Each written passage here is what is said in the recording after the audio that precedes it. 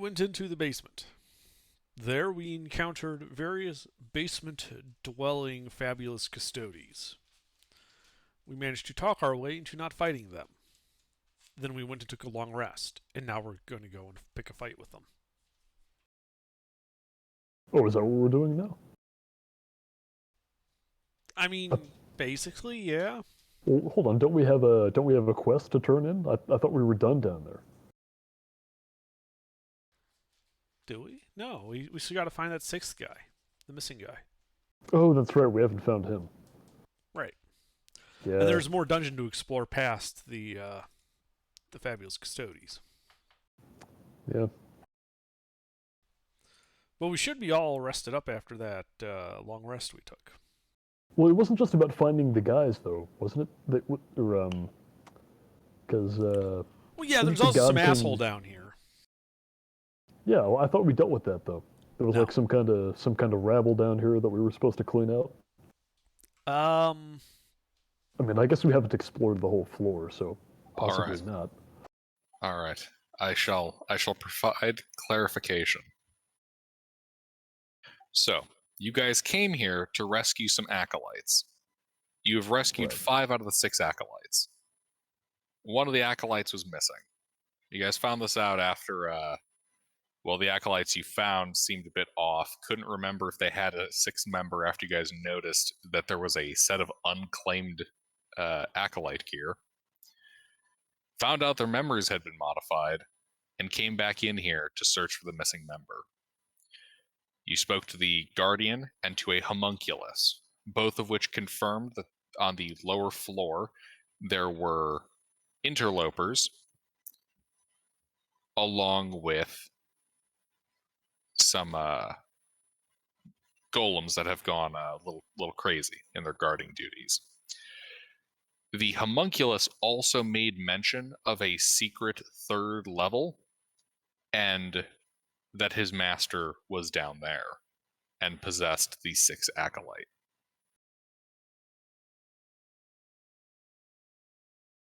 Well, I think our course is clear. I thought so.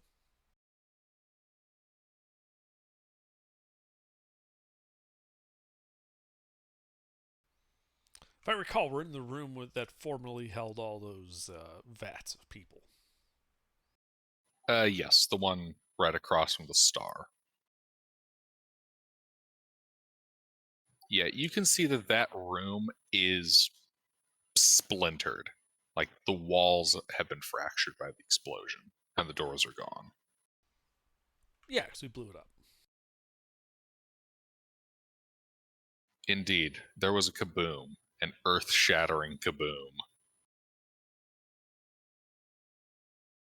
Did you determine how many pounds of glass we'll acquire?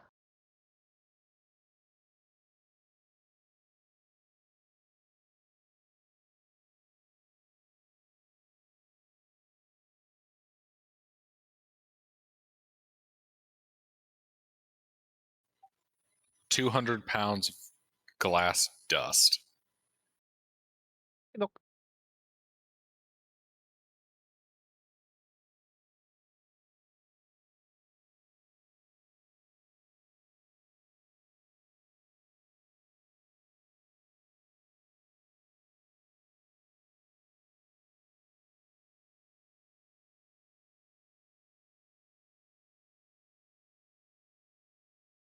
But yeah, you guys are in this room that you exploded. The walls are fractured and cracked. The doors are gone.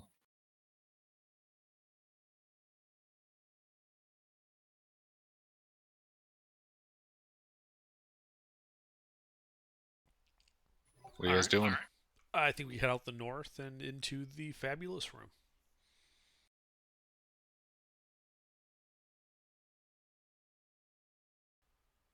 Preferably with our marching order being Romaine out in front, I think, given who's here.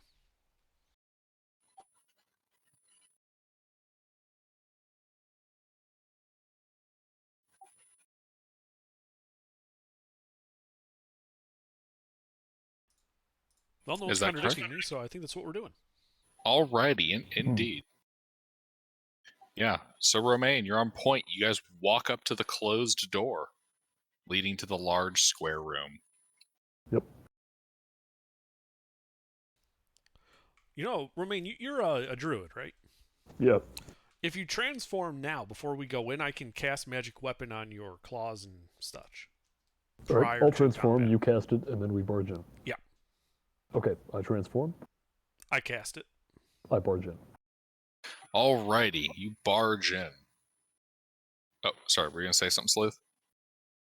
I was just you going to can- cast See Invisibility while we have a moment. Alrighty. You cast that as well. The door slides up, and you guys charge into the room. Out of curiosity, you going up the northern stairs, the western stairs? I'll do northern. I followed the banner. Alrighty. Yeah, you charge up there. The room is empty, save for a large puddle of blood and oil. What's up the stairs to the right? That goes up to the first floor. Okay, well, we don't need to go there. There's a door. Southern door. Southern door. Yep. You can see there's a southern door, a western Yep. door, and then those passages that have been highlighted. I fear we may have blown our load early. Southern well, door. the magic weapon lasts for a minute, so quick, we just stack up on that southern door and breach and clear. Yep, southern door. Let's go. I open the southern door. All right, you open the southern door, revealing a 40-foot by 50-foot scriptorum. You can see the walls of this chamber lined with shelf after shelf containing scrolls and tomes of various age. Empty otherwise? There are 2 dead ghouls in here, along with a vampire spawn that has been plastered across one of the support pillars. Okay. Close the door, western door. Yep. This is going to Close take the like door, one western round door. apiece. I think I can move fast enough to achieve that. Yeah. All right, western door reveals a corridor that goes about 25 feet forward before moving south. It looks like it goes in the library room. Okay. So no go on that one. All right. North. North. Yep. All right, North you by charge up. east. You charge up the northern passage. Wait, north by east. Hold on. The other closed door. The two squared. The two. The wide? other closed door Okay. that we can see. The door that points to the north on that eastern hallway. Want to make sure because there's several openings. All right. Yes, charge over there, opening that room, revealing a 40-foot by 40-foot. What looks like at one point to have been some kind of alchemical lab, which has since been partly replaced by a gymnasium of sorts. You can see 3 oiled up flesh golems working out and flexing. Here we are.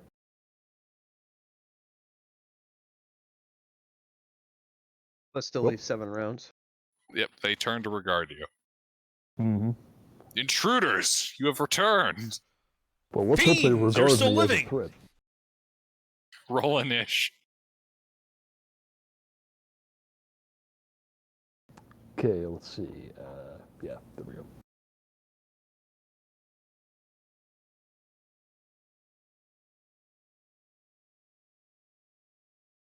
I'm sure it'll be fine. Both of our wizards have a 3 on initiative. Oh, magic weapon's been cast. And you still have see invisibility. That's a minute, isn't it? It's like an An hour. An hour. Oh, it's an hour? Oh, well. And it's not concentration. Oh, handy. Will Nash be joining us for combat? Mr. Nash.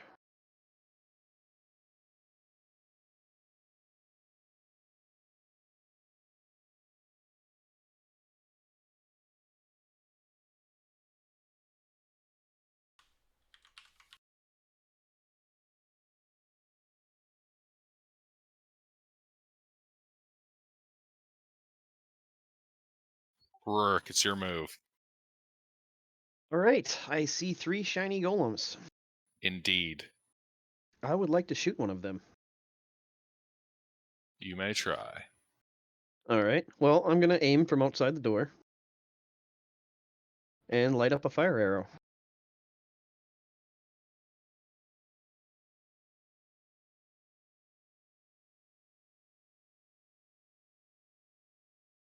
Oof.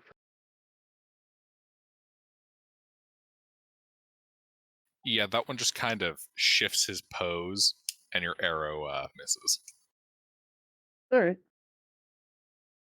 Well, that's all I can do. All right, these guys.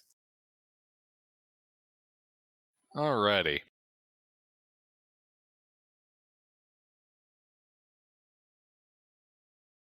Well, I know. Here we go. 2 of them are going to begin moving up towards the bear. The third one is going to cast Grease on top of the bear. Let's see, Grease. Yep. The space you now stand in is difficult terrain for the duration of 1 minute. Each creature standing in the area must succeed on a dexterity saving throw or fall prone. Okay. That's just the bear, though, right? Yep. Just the bear must save versus falling over.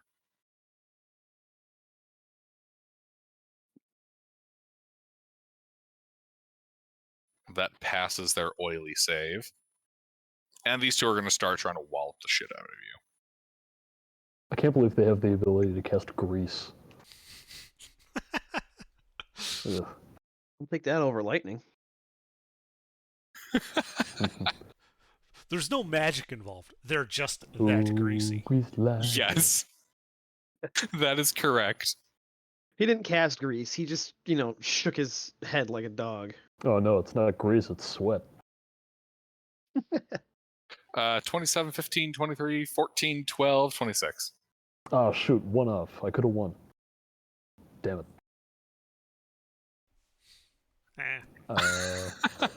Anyway, let's see. That is 1, 2, 3 hits. Alrighty.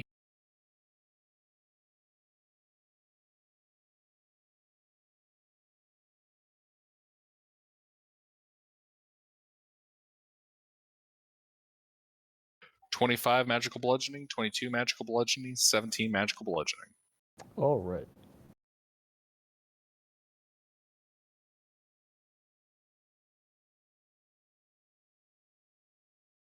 Let's see. That is.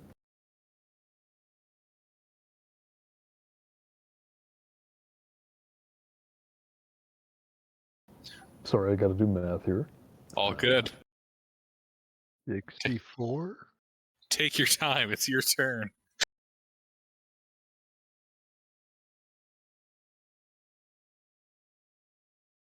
$25 plus 22 plus 17 is 64. Okay, well, I'm no longer a bear after that.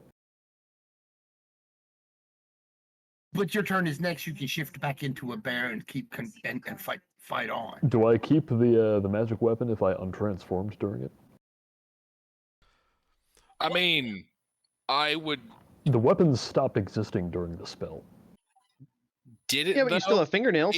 Yeah, it's really just your bare hands and whatnot. Okay, if that's how we're rolling it, then I'll yeah.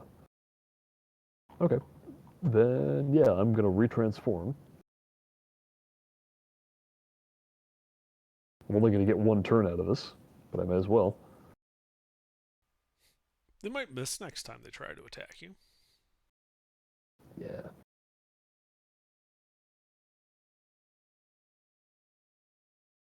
And where's the closest one? Directly in front of you. All right, I'm going to attack it as a bear. That there is the exact reason it transfers over.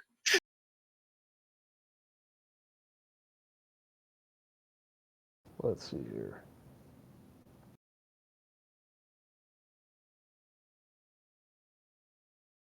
I think that's one hit. One hit. 16 magical slashing. All right, it has full effect. You did remember to add +1, right, from the magic That's weapon? the +1. Okay.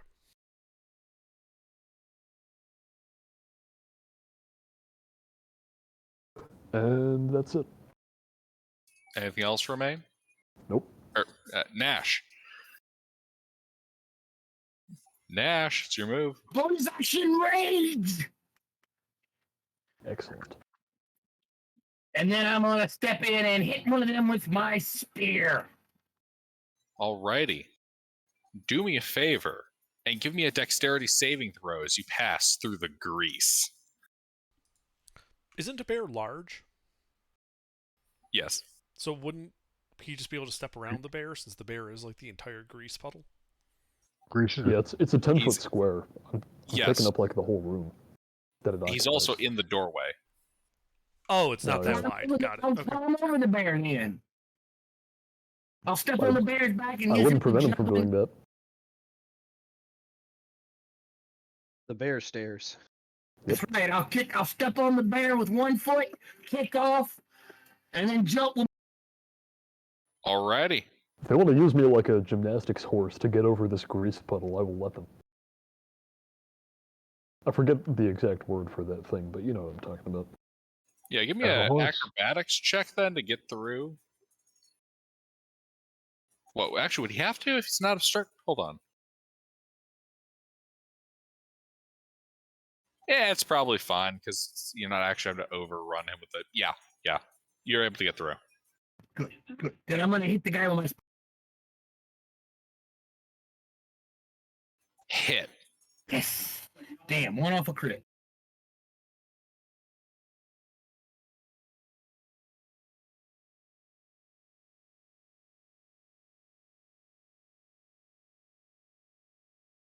Ten points of magical piercing damage. Alrighty, full effect. You know what? I'm gonna action surge and hit him again.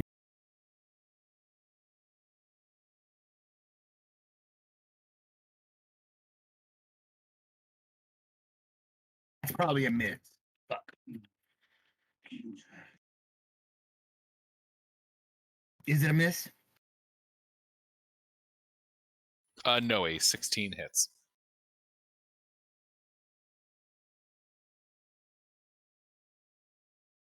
And 8 more bludgeoning, magical bludgeon piercing damage. Alrighty.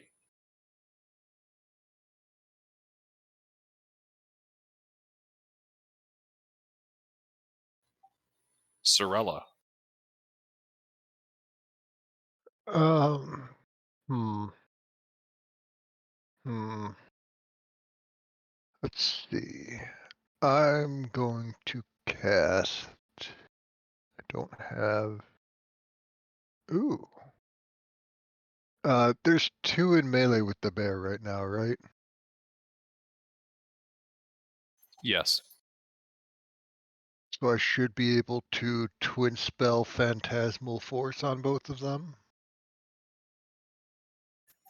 I'm pretty sure that'll work that way, yes. I'm gonna do that, and it's a where is the save? Intelligence save, and the illusion is just going to be go with a mimic dropping down and starting to eat their heads.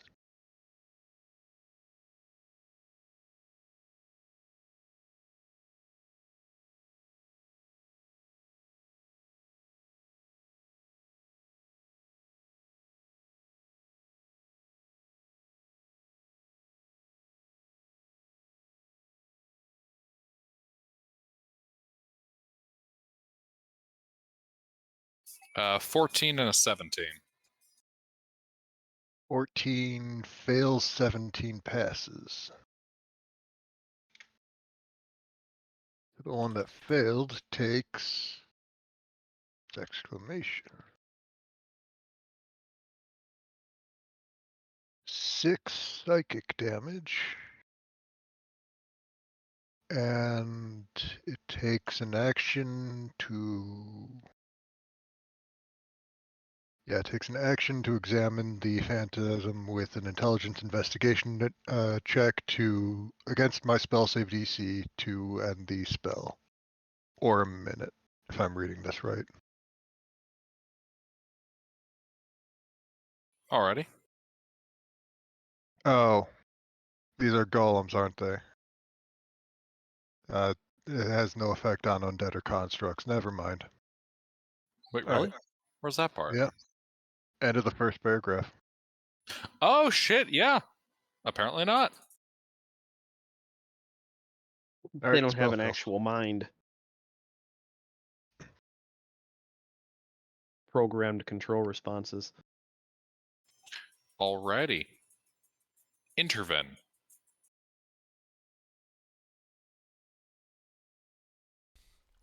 Is there an angle that I could position a 30-foot cone to hit the 3 golems without hitting friendlies? There is not, unless you want to try running around to the other opening into the room. Well, for instance, could I run up into melee between the 2 allies and then shoot forward and into the 3 guys? Oh, yes. Okay. This would put you in melee with one of the That's fine. The golems, but yeah. Okay. And then I'd be able to hit all 3 of them with a 30-foot cone? Yep. All right. So I position myself thusly. And then... Also... Go ahead. Can we get an updated map at some point, Gilbert, just so we know what the room layout's like? Oh, yeah. And then, 30-foot cone of fire. I need con saves from the 3 of them. Because they're covered in oil, right? That's what I was going for. I just missed. Step 1, cover yourself in oil. Step 2, avoid fire.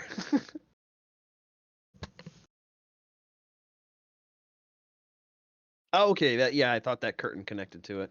Yep.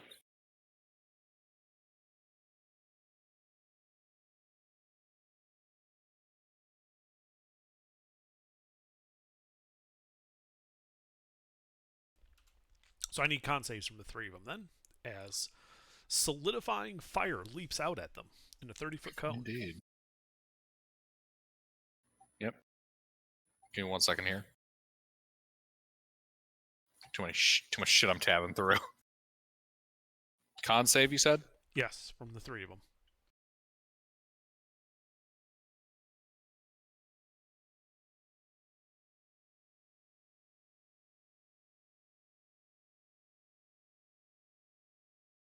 Whoops, wrong chat. Typing in social. No, I accidentally sent in the PMs.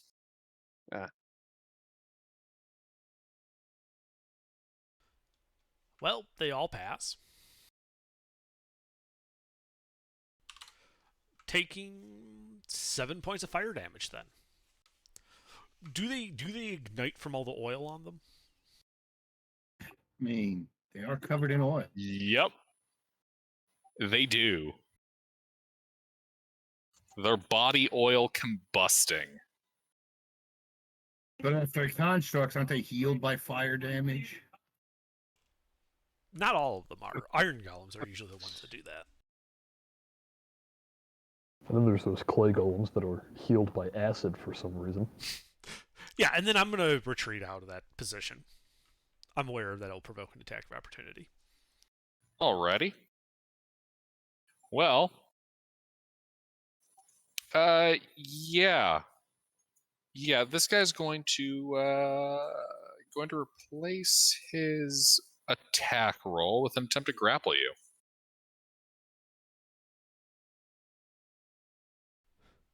Really? Okay. Indeed.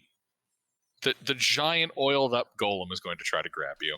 Does he have disadvantage because his hands are slick? No. Well, I tried. Holy shit! And succeeded.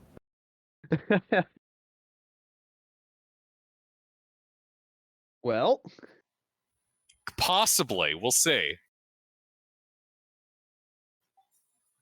You know he's a size category larger than you, right? No, I forgot. Doesn't matter, read it. Oh, well. He's gonna give you some burning love. He just kind of picks you up by the scruff of your robes. It's a real shame that that isn't an attack roll.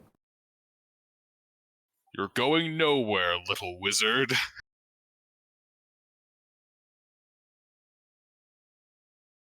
Alrighty. Anything else, Entergon?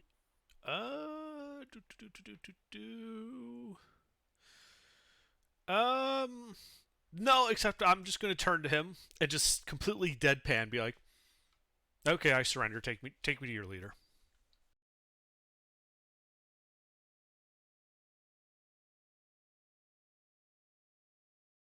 Take me to your leader.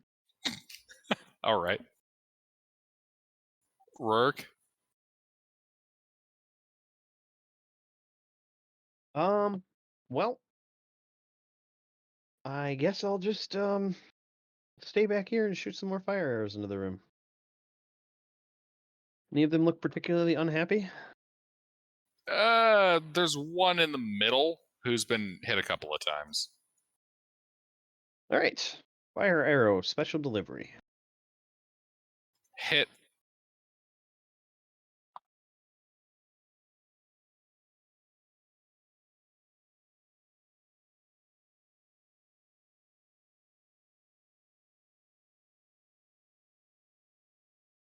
Oh, whole 1 fire damage. Actually, I can re-roll that.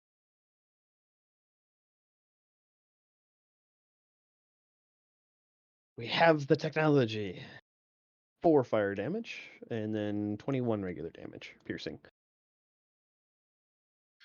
Alrighty.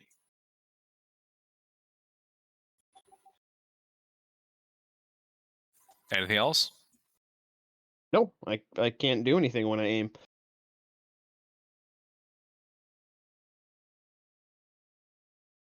Alrighty. Start of their turn. They each take 4 points of fire damage as they're burning. Let's see. You know what? There's 3 people they can beat the shit out of. Middle guy is going to try to beat the shit out of Romaine. Mm-hmm.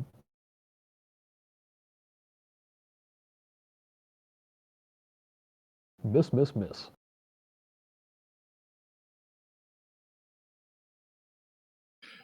Let's see. This guy is going to attempt to beat the shit out of Nash. 25, 12, 23.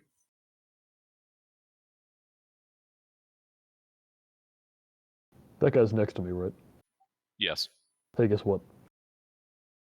Sentinel. Interesting. Nash. I'm going to attack. No. 25 and 23 against you. Do they hit? Oh, yes, they hit. All right, you take 21 points of magical bludgeoning damage and 14 points of magical bludgeoning damage. You're raging, so you resist both of that. Yeah, I know. All right. 7 and 10. 17. Does that hit? That does.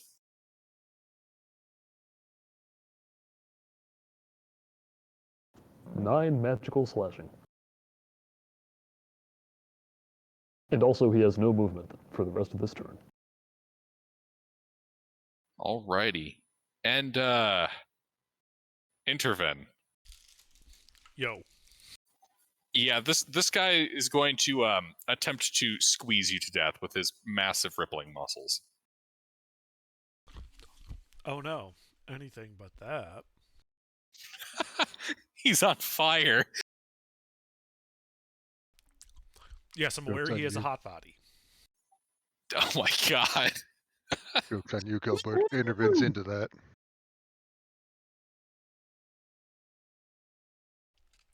Well, I will cast Shield to block the 12, but the 225s will hit me.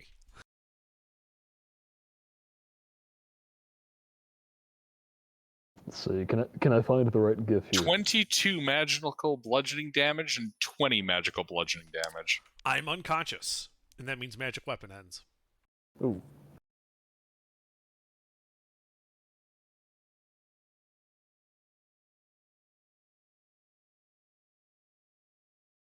Alrighty. Wait. Shield against the 12. What the fuck is your armor class? 8. Jeez. Jesus! Gilbert, did you not see his -2 to initiative? Alright. Romaine. Well, where is Intervin? Is he still being grappled by that thing? Indeed. Okay. If I... So mechanically, I believe the way this works, well, they never really spell out how it works, but if I want to pull his unconscious body out of the grasp of the other pillar man, then do I just grapple the pillar man to do that? I'd say this would be contested athletics checks. Yeah. Two large creatures grappling each other for the squishy wizard. Yep. My proficiency bonus is a 3. Sorry, I have to do the math on this every time. Here's Wamu's roll. Well, no, it's not Wamu, it's AC/DC. Because AC/DC is the one who sets himself on fire. That's true. They are all on fire. Yep. All right. Yeah. Can you reclaim Intervin from ECDC? No. Anyway, that replaces one attack. Well, I'll do the other one. So roll again.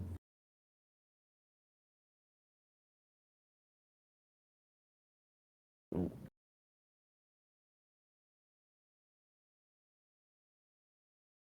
Ah, well. Unfortunately, he is just stronger than me. It would seem so. Yep. And... oh, wait a minute. Wait a minute. I need to go read something.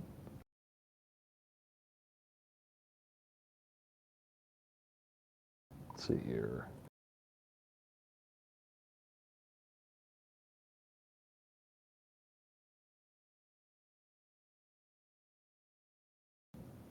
Oh no, just you have to attack. Alright, I don't get that then. Never mind. That's it.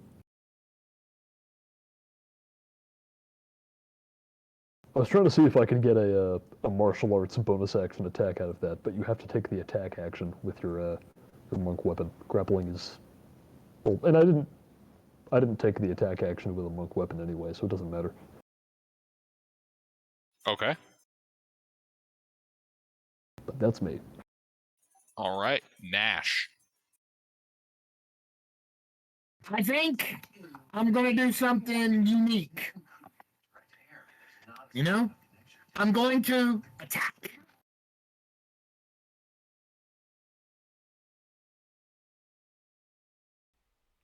Very unique. Much novel.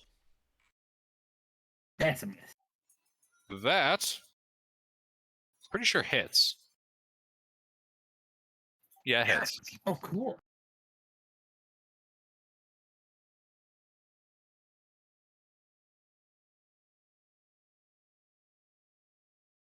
That's wrong. I rolled the wrong number. Sorry. Man, a D20 for a damage roll? Nice. I got angry and hit him. Alrighty.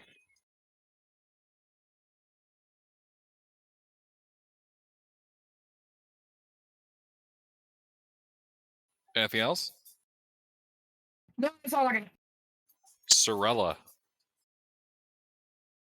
Intervin still unconscious. Yep. I'm gonna cast the funny life transference. I take 11 damage. Intervene gets 22 healing. Whoa, shit! I'm not even bloodied anymore. But I am. And I don't have much as a bonus action.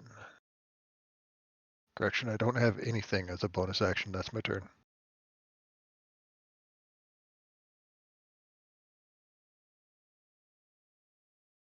Alrighty. Intervene.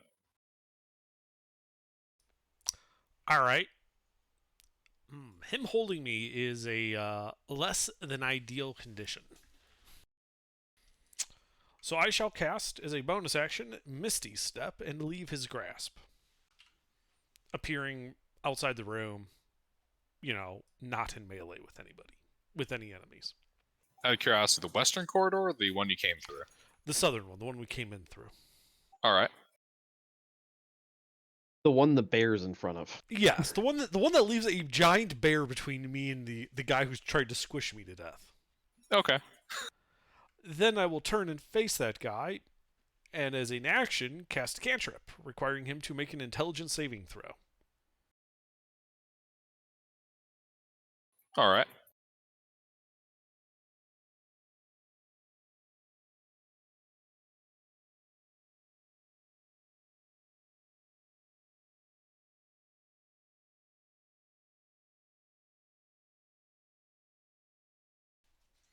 Yeah, how do you like that?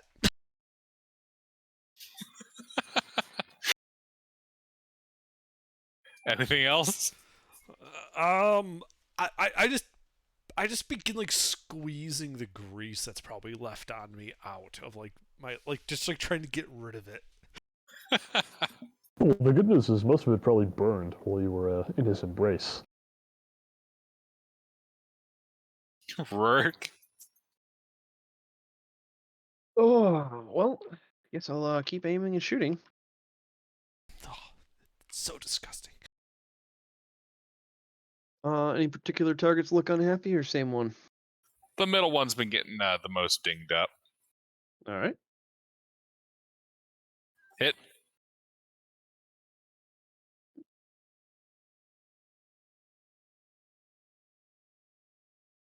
I'll reroll one of the sixes.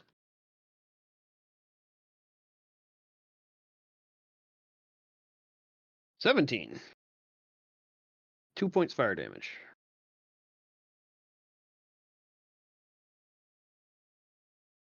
Alrighty.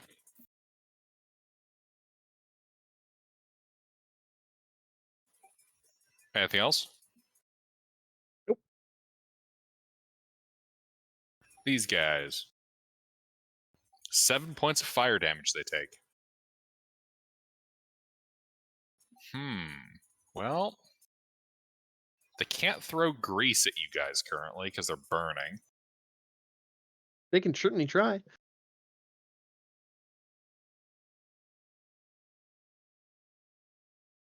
Alright, this one's going to try to beat the shit out of Nash. Nash is in melee with me, right? Yes. Alright. I know 22 hits. Nash, you there? Yeah, I'm here. Nash, I'm here. A 22 does hit.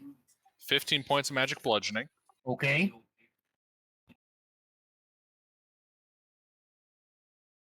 Do I hit with a 15? Yep, just barely. Heh.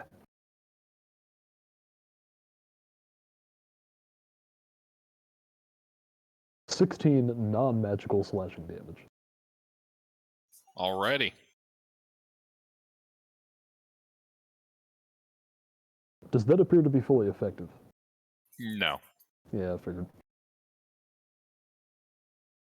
Next one.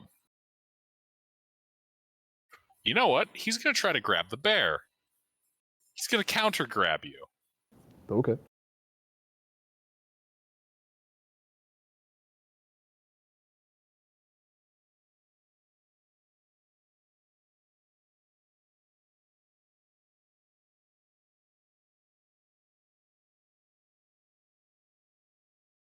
Can you resist ECDC? Maybe. No. All right, he grabs you and begins pulling you into the room. All right. Let's see. 30 feet of movement, reduced by half. All right, so that'll provoke attacks of opportunity from Nash, if you want to take an attack of opportunity. Nash? Mister. Is Mister here? All right. Mister. Okay He then. pulls Romaine out of the area, avoiding Colonel Nash's attack of opportunity. You gotta wonder what the fuck that guy's so busy doing. All Oh wait, right. hold up! I just heard something. Yeah, it's too late. Oh. All right. This guy, the You middle gotta pay dude. attention, Mister. I did. I just made my. He said Nash's attack. No, you're too He slow. called out for you 15 seconds solid. Oh my god. Okay. Like we're not gonna wait a minute for you to catch up. Like, Okay. Fine. Whatever. Fine. well, don't throw a fit. Like, All right. So, the middle dude is going to walk through, this also provoking an attack of opportunity from Nash. he muted He's himself. He deafened. can't hear you. Indeed. Deafened himself. Nash. Hey, Nash, this guy also provoked an attack of opportunity. Well, I already attacked once. Did it hit or not? Do I have to roll it again? No, Can you use that one? I will allow the 25 you rolled to be the one against this dude. There's another one. Were you not listening to what I said? Apparently not. Roll damage.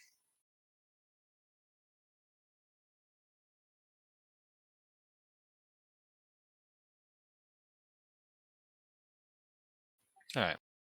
Yeah, so this guy is going to walk right up into... Actually, here's a good question for you guys. Rourke, would you be standing next to or behind Sorella? Probably behind, depending on where they're standing. I would have been as far back to the wall as I could have been, Alrighty. depending on where Sorella was standing. I mean, we could be standing side by side against the wall. That makes me Yeah. closest, doesn't it? Oh, no, that does not make you closest. You're all equally close.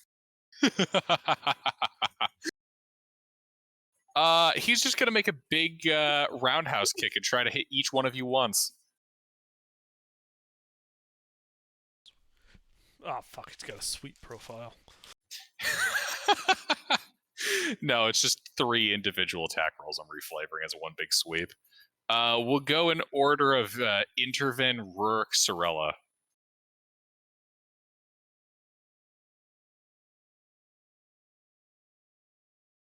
I'm pretty sure that knocks me out. They have what, a +8 to their damage? Plus 5. Hmm. And 3d8. Alright, so 13 hits. Alright, so 13 hits Intervin, 19 hits. a 19 hits Rourke, and a 23 hits Sorella. A little bit with my 12 armor class. Alright, here we go. 11 magic bludgeoning versus Intervin, 25 magic bludgeoning versus Rourke, 24 magic bludgeoning versus Sorella. All right. Repeat, Sorella. I'm out. All right.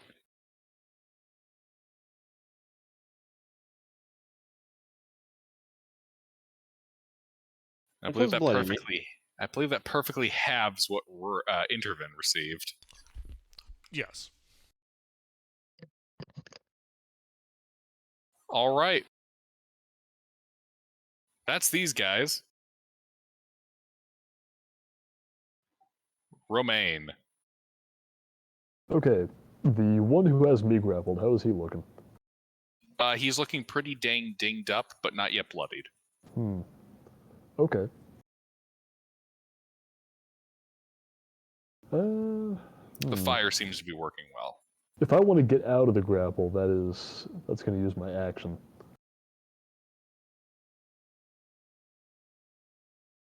Which is unfortunate. However, there's not a whole lot I can do to him with my damage being halved. I can't move. And he's on fire. Yeah.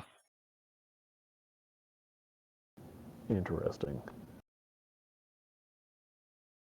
Yeah, well, whatever. I'll just, I can keep him over here for now. You what? I said we'll just keep him over here for now. All right.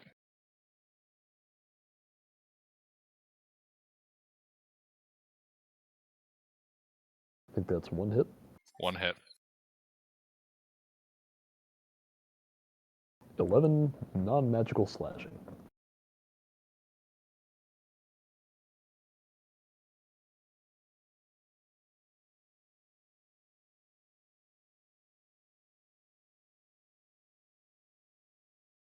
That's my 2 attacks, and that's it.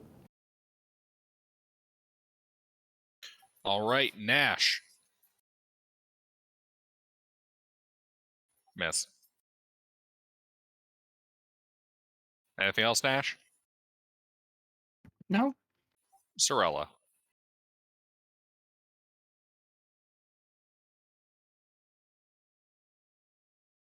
I'm in Two danger. failures.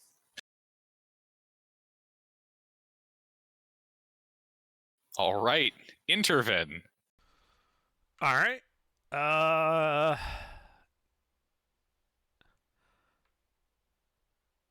The guy in front of me. I'm going to cast Tasha's Hideous Laughter.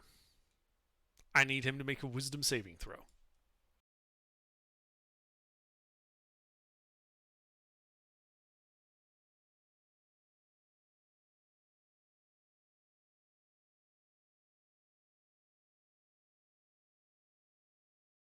All right.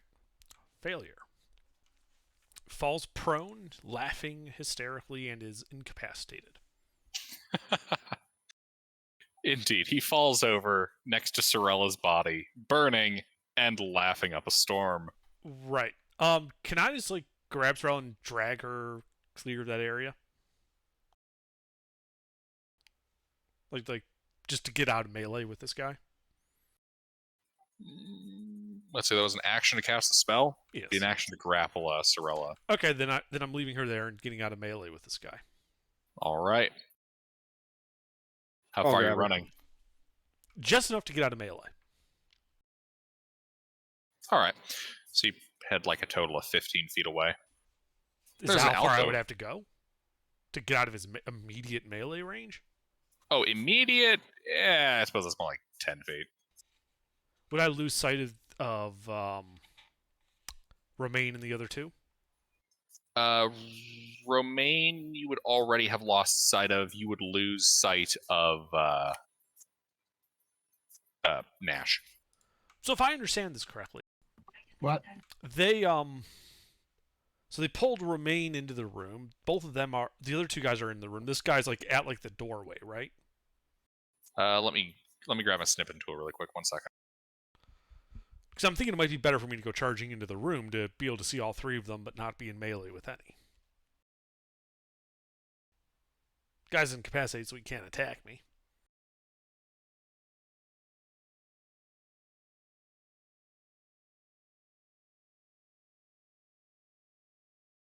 Makes sense to me. 1 second.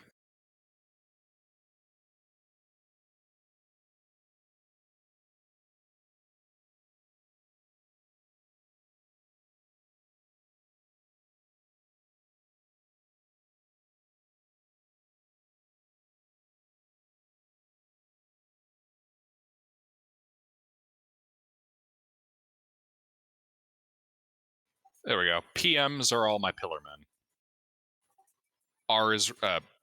Top R is Romaine, N is Nash, and then IRS is Intervin, Rurik, Sorella.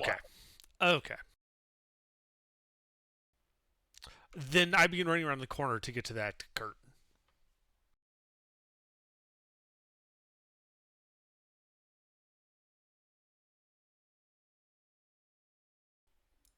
Are these 10 or 5-foot squares? 10 foot. Okay, well, I start running for that corner. Alrighty. I don't think I have a bonus action that would help me with that. So that's Cast it. a leveled spell.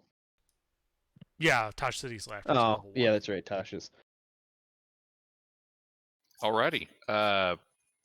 Rourke. Well, I'd like to drag Sorella around the corner. So I got 60 feet that I can. I'm guessing Sorella's not too heavy. No, like 150 pounds with all the gear. Well, I can drag.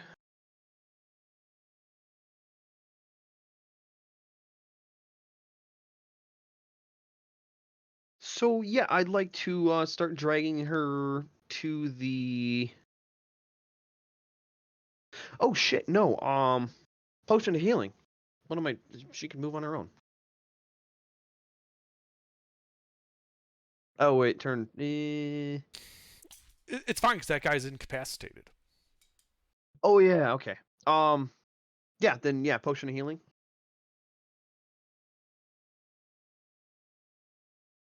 Do I roll that or do you? It doesn't matter. I do.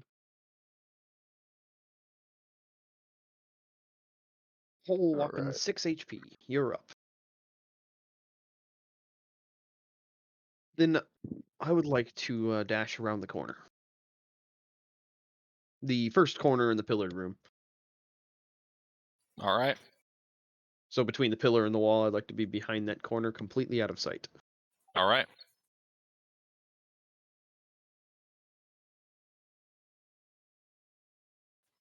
These guys. Alright, so Laughing Guy can make a save at the end of his turn. Yes. Wisdom. Wise guy. He's still laughing. Oh, yeah. Alrighty. Romaine's dance partner. Yep.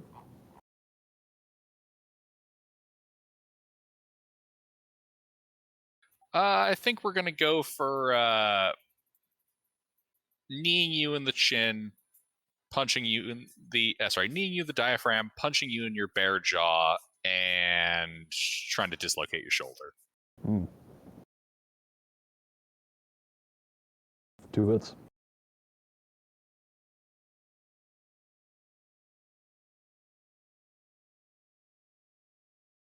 $21 and $13 magical bludgeoning. All right.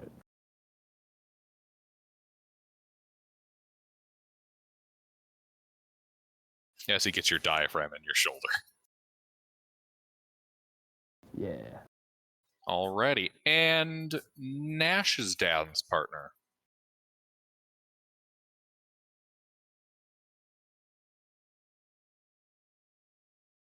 Yeah, he's going to try to punch Nash.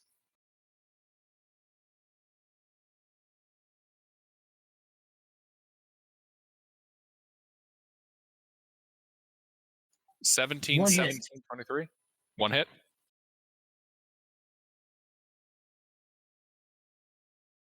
$15 points of magical bludgeoning.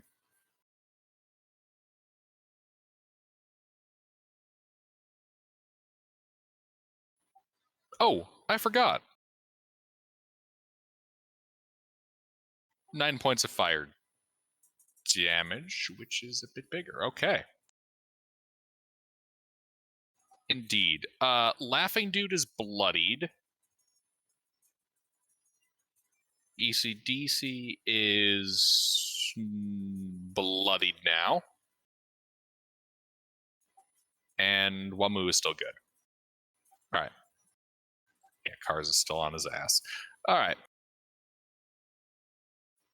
Romaine. Okay. Let's see. How far is it back to the door where everybody is? The door that you came from is 10, 25 feet away. Okay. I'm going to bonus action untransform in order to become human again.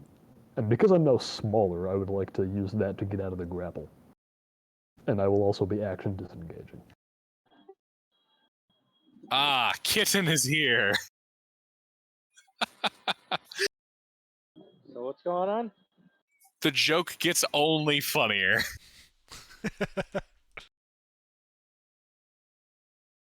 I'm sorry. We found please some repeat, dance Romaine. partners. I would like to use my bonus action to untransform and use that to escape the grapple. And then Indeed. I'm going to action disengage Mm-hmm. and run back to where the party is. All right, yeah, you run around the corner and you can see cars rolling on the floor laughing, the party retreating westward down the hallway. Yeah. It's not a retreat, we're repositioning. Yeah, no, Yeah, I was we're playing. repositioning. We're serious salmon it up in here. And let's see, what do I get? I think I only have 30. Yeah, I'll use my full 30 to go that way. Whatever's left of it. And that's it. So if we're repositioning, should I roll initiative? Yes, you should be rolling an ish. Yeah, I was gonna say you can get in on this. You were just hanging back a little bit. Get in on this repositioning action?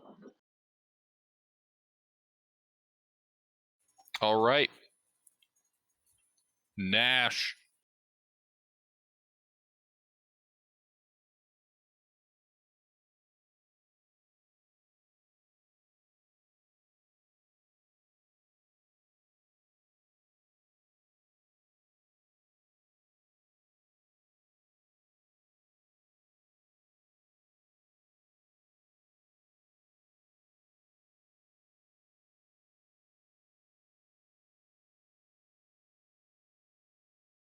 Alrighty. Yep, you damage the guy in front of you. He's getting pretty dinged up. Kitten. Alright, so other than repositioning, what's going on? All right. So, I will let you choose where you start. 1 second.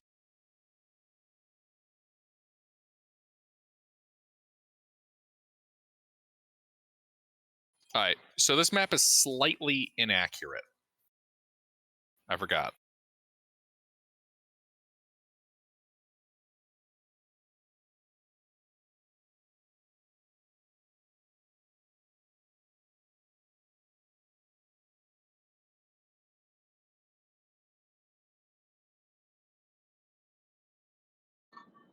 It's slightly inaccurate. Yep, slightly inaccurate on my part. 1 second.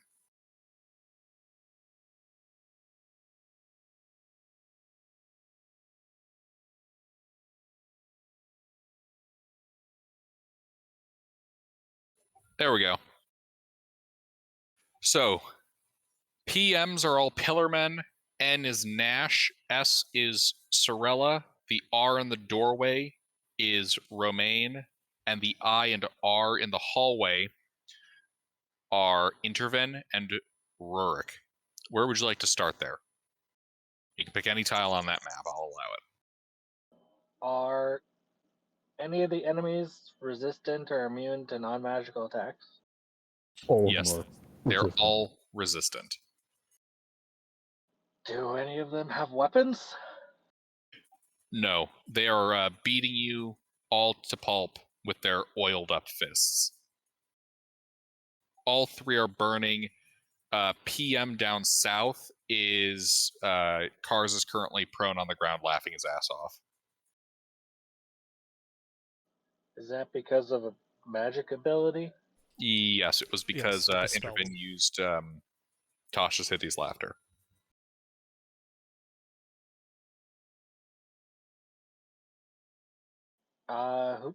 I guess who looks the most injured?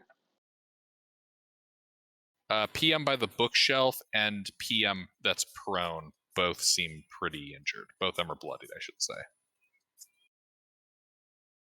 So one is prone and laughing, and the other is actively attacking. Yes.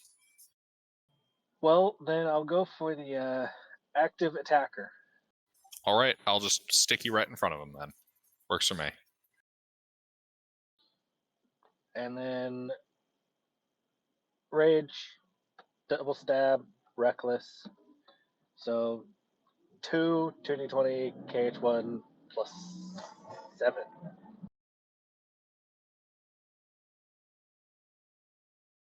Because I don't control that for me, thanks.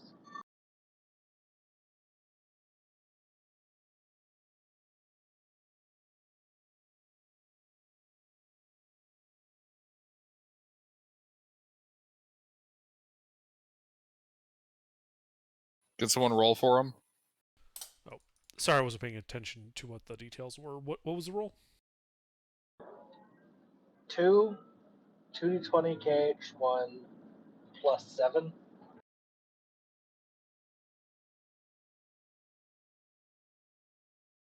And a second one.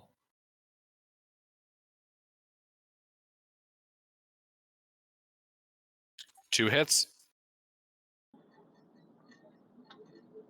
2d8 plus 12.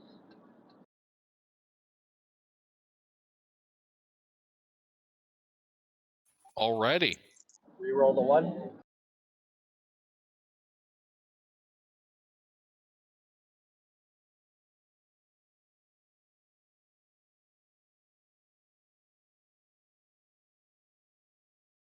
It remains the same. Anything Correct. else? That's it. Alrighty. Sorella. She's awake. Where is Kitten? Back in the room. Ah. He's taken Romaine's original place on the map. Would I be able to get to Kitten without going through the reach of the one that's engaged with Nash? Yes, if you hug the wall. I'll do that. That's what, 15 feet of movement? Let's see. So stand up costing 15, 5, 10. 15 would get you past the door and Oh, within these are- line of sight. These are 10-foot squares. New map for you. You're trying to get there, I'm assuming? Where Yeah. the S is. All right. That's fine. It's a bonus action to cast magic weapon on Kitten's weapon. And I can use my action to dash. All right.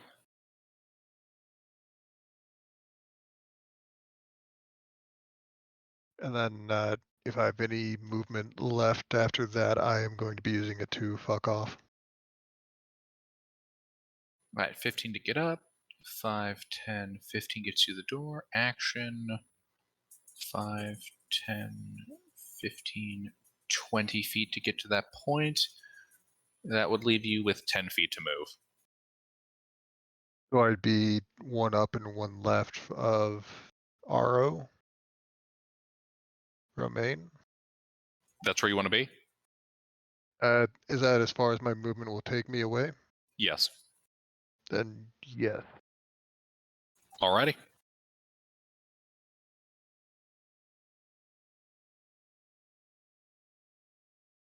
All right, and that's my turn. Intervene.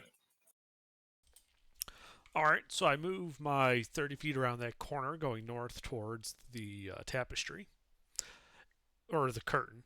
Is the curtain ajar enough that I can actually see into that hallway for the sake of, say, Misty Step or something? Yes. Okay, then I will use Misty Step and teleport myself to the other side of that curtain, which means I would then have line of sight on the one that Nash is fighting. This is correct. And I'm going to shoot a Ray of Frost at him.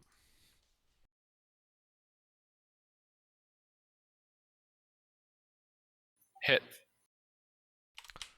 So that is 12 cold damage and minus 10 movement speed. All right. That's the end of my turn. Rourke.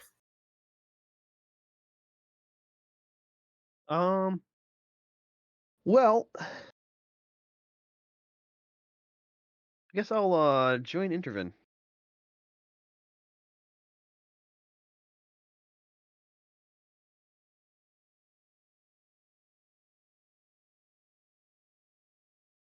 So all of my economy to get up there, so 90 feet, just on the other side of the curtain next to Intervin. All right. Because I don't think I can do it with 60, right? Correct. Yeah. Okay, that's what I thought. Their turn.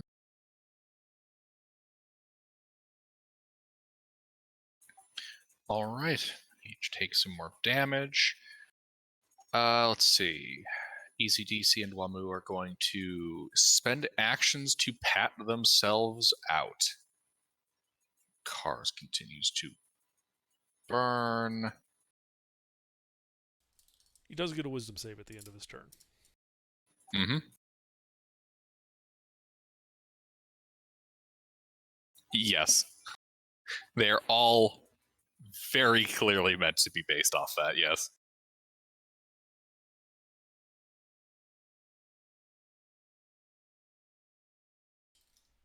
He's still laughing. Indeed. All right. That is their turns. Remain. Okay.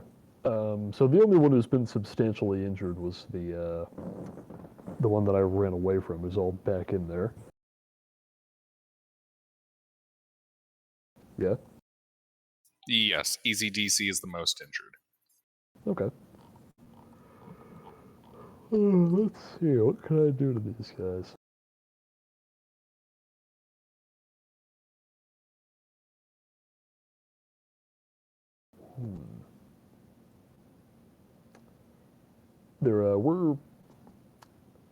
We're getting them to follow us down a hallway, right?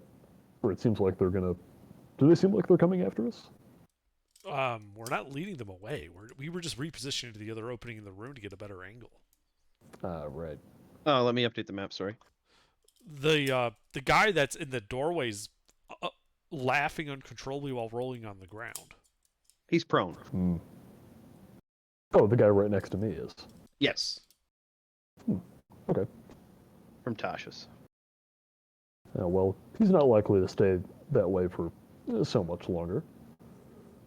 He's failed all of his So- saves even with advantage. Yeah. Yeah, he's got a -2 to his wisdom. They All right. all. Well, as long as he's prone, I would like to reposition myself like around the corner so that I'm only in melee with him. All right. And then I'm gonna drop a moonbeam on him, All right. and that's it. All right. Sucks to be cars right now. Hmm. Alrighty. He really did fuck up coming after me. Mm-hmm. Got a sweet roundhouse kick on the three of you, though. Nash.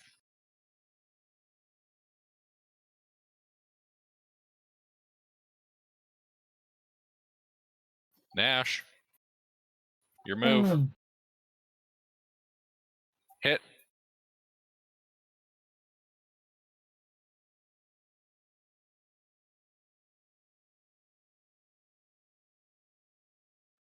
Yeah. Alrighty. Kitten. I stabby with my now magical weapon.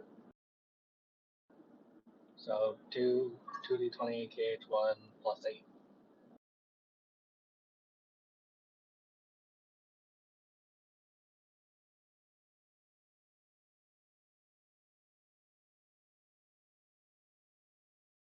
Can someone roll 2d20 KH1 plus 8?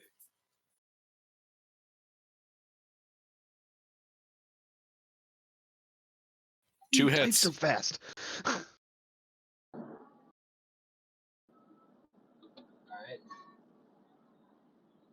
2d8 plus 14. Shit.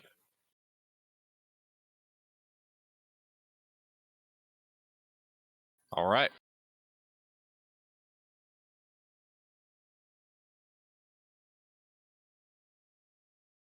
Anything else? That's it. Sorella. The one in the hallway is no longer incapacitated, right? He's still currently incapacitated. Oh, he is. All right. Get by him. Get by him while you can. Let's see. 2, 3. That'd be 6 squares, 30 feet of movement to get behind our main. Am I looking at that right? 1, 2, sorry, 5, 10, 15, 20, 25. Yeah, you can do it with 30 feet of movement.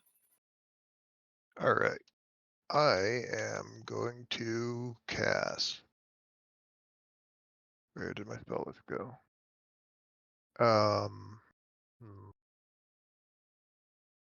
We'll try Tasha's Mind Whip on the guy that kitten is fighting. All right. And that is intelligence save.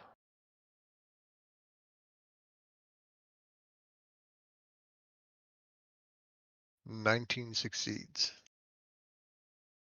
On a successful save. Takes half damage and no extra effects. So it takes 6 psychic damage. Then I'm gonna. Is this the one that was on the ground from Tasha's? No, the one Oh. kitten's fighting. Ah, okay. And I'm gonna use my movement to get behind Romaine, and that will be my turn.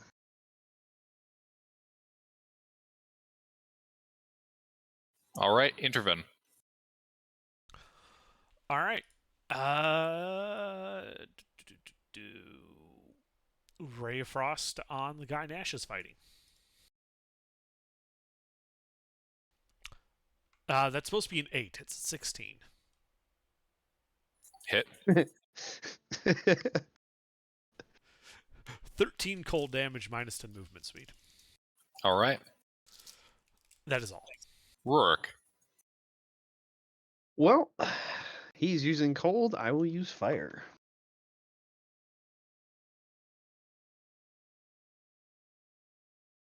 These two are the two that patted themselves out, correctly?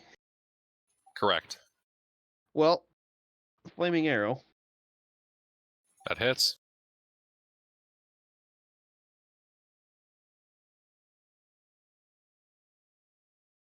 I will most certainly reroll that one.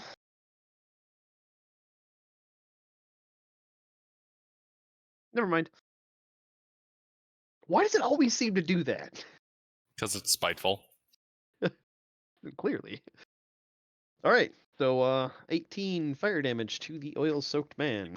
And he reignites. Excellent. All right. He and Cars take damage. Wait. Tasha says he's laughing. They get a save if they take damage, right?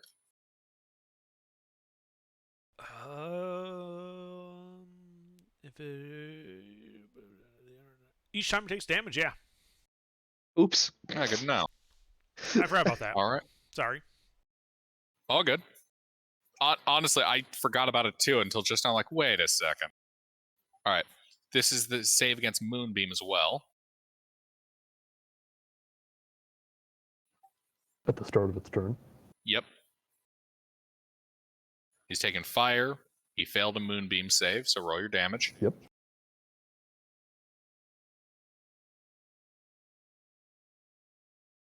$2d10. Alrighty. He technically does get a save for each instance of damage. Yep, So he so should that's get 2 another wisdom save. saves here. The 16 will pass. All There you go. right. He stops laughing with the fire and stands up in the Moonbeam. All right. Let's see what we got here.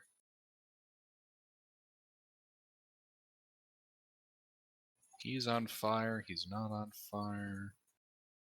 You know what? Wamu and ECDC are going to pincer kitten Nash, this would provoke an attack of opportunity from you if you'd like to take it. Kitten's not adjacent to me, right? No. And neither are either of these guys. Oh yeah, I'm with cars. Mr. Hits. Nice hit. Goddamn, he is now, Wamu is now bloodied. And these two are going to attempt to beat the ever-loving fuck out of Kitten. No.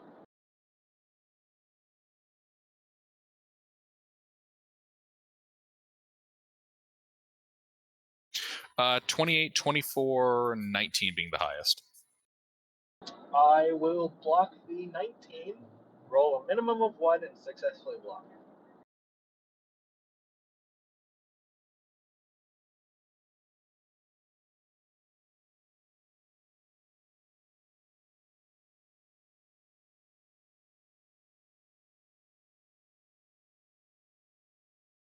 Okay, there we go. So 11 and 18 magical bludgeoning. So 5, And 9, 14. cars. Well, Cars is going to walk forward after Romaine. Hmm.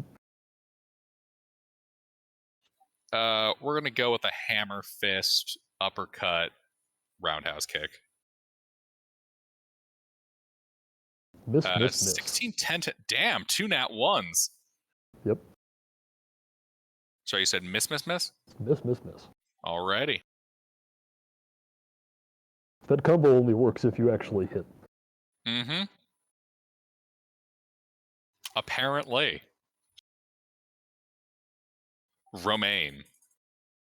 Okay. Did it exit the moonbeam? Let's see, what's the radius of that thing? It's like, I think 10 feet. No, he's still partly in it. Okay, that's fine. Makes it easier, actually, because then I don't have to push him back in. I can just, do...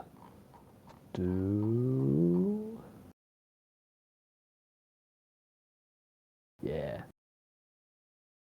Hold on. I have to look up what level I need to be.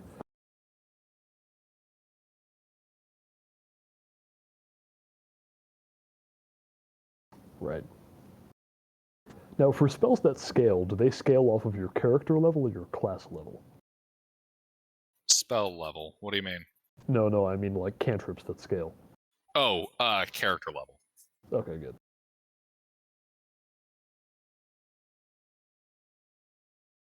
I was gonna say, this ain't 3rd edition where your magic missile does like your level in D4s.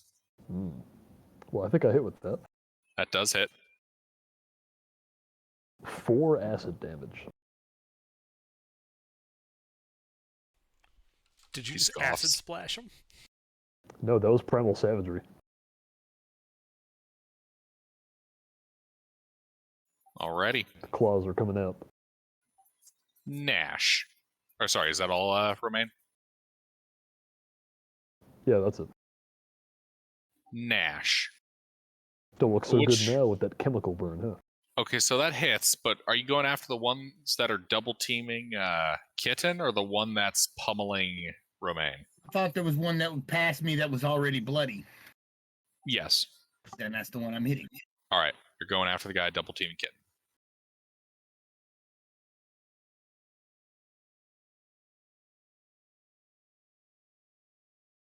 $10 points. Indeed. I remember my magical piercing damage. Kitten. I stabbed the one more injured of the two attacking me twice, successfully. Uh-huh. So, someone roll 2d20. I make a counter proclamation. You missed twice. 1 plus 8. Oh, wow, he misses once. Actually, wait. Yeah, that's technically I was correct. 2 miss rolls. Well, I mean, as the DM, you make the law, so. I don't I- up, Wesley? I have commanded the dice bot.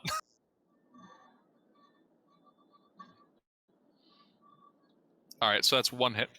Let's roll him that damage.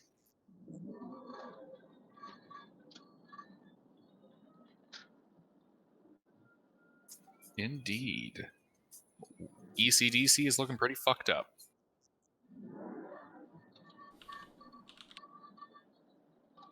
Anything else, Kitten?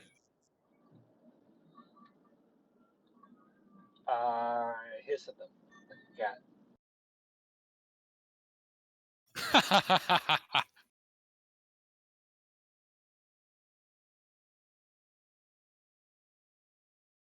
Sorella.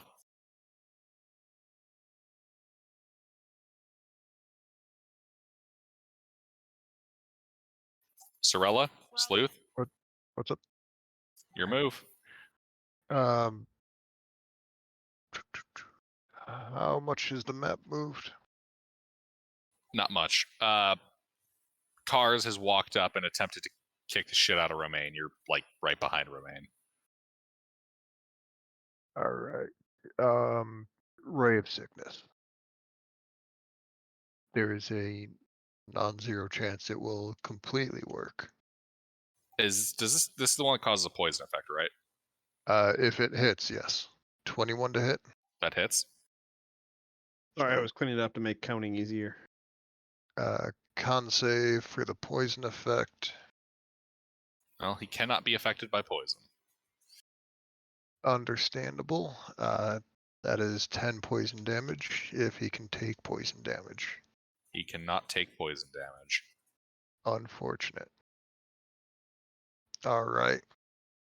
His divinely sculpted anatomy is simply too potent.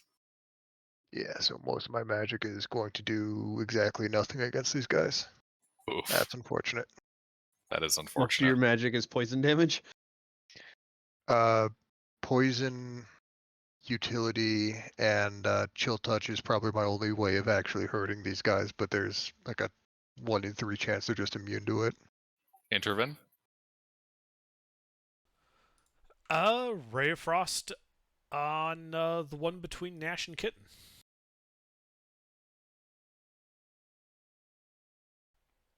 $16. Hit. 9 cold damage, minus 10 speed. End of turn.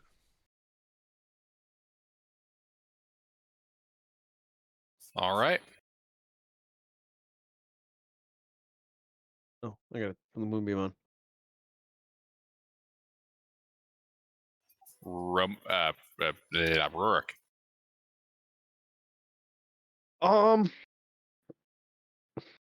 I guess I'll rotate. I mean, how are the one that I can see between Kitten and Ash? How is he looking? Actually, you can't see him.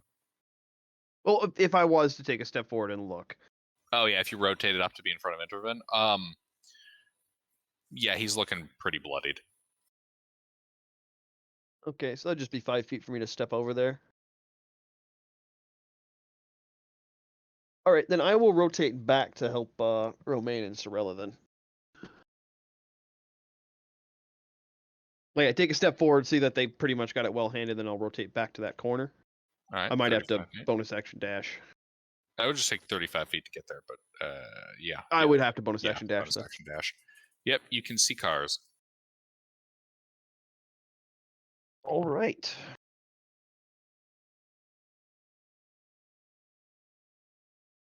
Then I will fire another flaming arrow at him.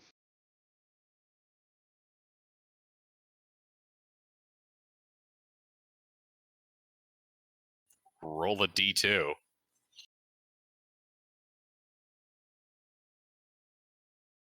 You shoot Sorella in the back. Well, this will probably put her down, but I'd like to re-roll that 4. Isn't that only piercing damage you can re-roll?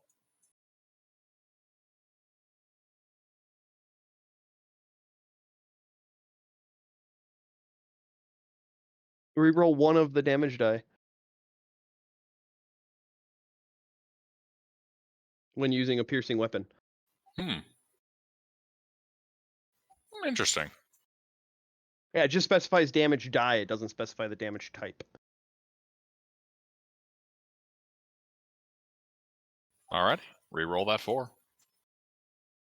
I hate to break it to you, but I have 6 health. Unless you can turn those both to 1s, I'm out. Actually, even if those are both 1s, I'm out. Yeah. Oh, Sorella goes back down. Sorella is unconscious, losing magic weapon, which I believe Kitten no longer has a magic weapon.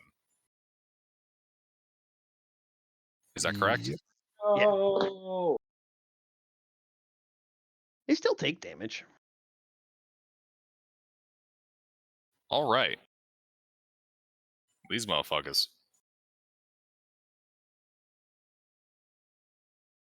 All right. Wamu takes damage.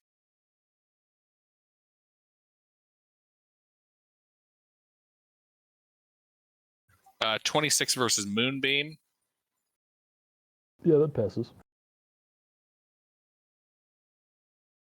For 4 radiant damage.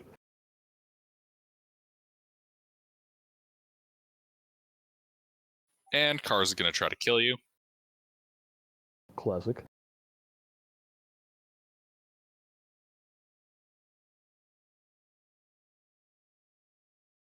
And he scores 2 nat 20s.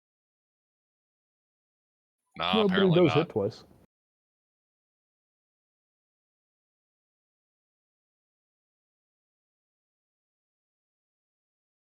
$19 magic bludgeoning, 20 magic bludgeoning. Mm. How you looking? I'm still up.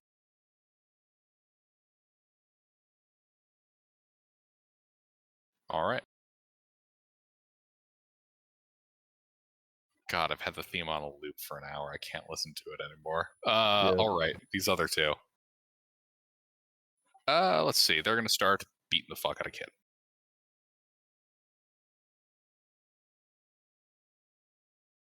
no, that's rude. Ooh, no more Moonbeam. Oh wait, no, I'm supposed to have advantage. 16, 18, No more 18, Moonbeam. 13, 18, 13. All miss.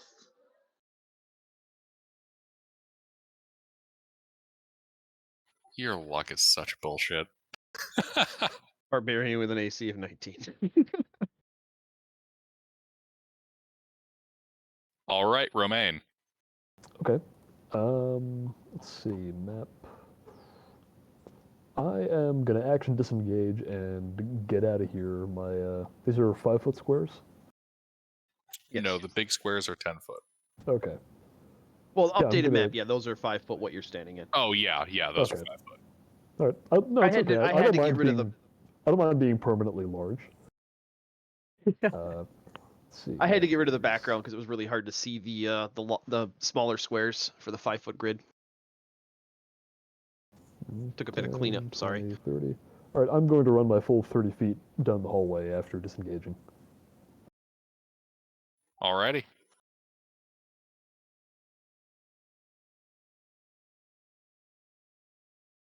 And that's it. Nash.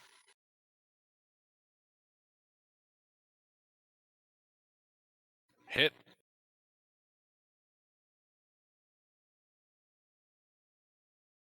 Wamu is teetering at the edge of death. Cool. Kitten. Stabby, stabby. Which one? The more injured one of the 2 attacking me. All right. And he misses terribly. Swings going wide. 2 nat 20s.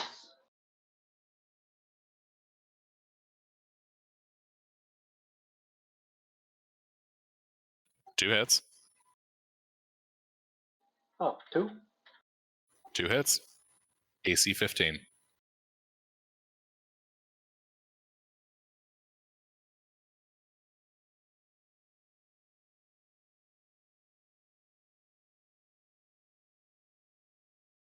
Tink, tink.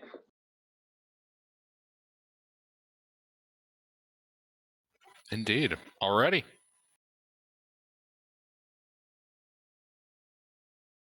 Nash. Oh, sorry, no. It's read that backwards. Sorella. Who did he hit? He hit Wamu, who is actually dead. Wamu is dead now. Yeah, you said he was teetering, so I was like, 21 damage didn't put him down? Yeah, no, well, half that, but I subtracted that from the wrong guy at first. Ah. Alrighty. That's why I backed up there for a second. Alrighty. Sorella's blood begins to clot. Intervene. What's the status of the one in the corner by Kitten? Bloodied. Do I have a line of sight to shoot him with a Ray of Frost? Not from your position. You'd have to move forward about 15 feet. Then I do so, and then I shoot him. So forward 18 feet, and then I miss.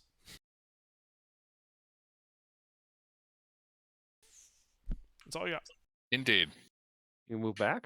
Actually, I declined to do so. Just okay. asking so I can update the... Yep. Update that, please.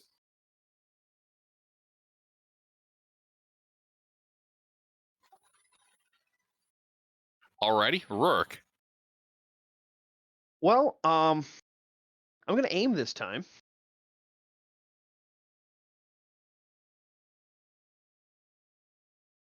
Double nat ones. Oh, That hits. so fucking close. Double nat ones shoots Romaine in the head. That would be funny, but not gonna happen.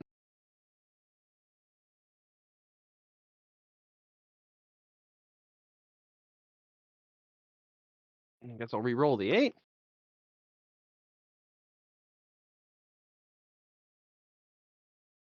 My damage has been, other than that first hit, there we go, that's a little bit better. Other than that first hit, I've been rolling in the mid-teens. Alright. Alrighty. So 4 fire damage, the rest is piercing. Indeed, he takes more. These guys. Moonbeam is dead, right, Romaine? Yeah, no more Moonbeam. Alrighty. I forgot to update that. Yeah, sometimes you just roll badly and you fail your con save no matter what. We're rolling that 1. Alright, Cars is gonna walk after you, Romaine, Mm. and start punching you.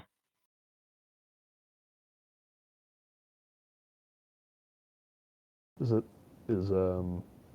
S? Sorella, she's Sorella. unconscious. Oh, she's unconscious. 2 hits.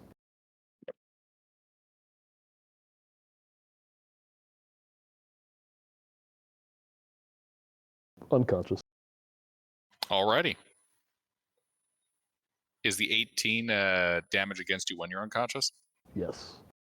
Alright, that is an automatic critical hit. Yep. What's your maximum HP? Not enough for that to kill me. Well, I mean more, it's a critical hit, so he'd be rolling 3 more d8. Oh, then roll 3 more d8.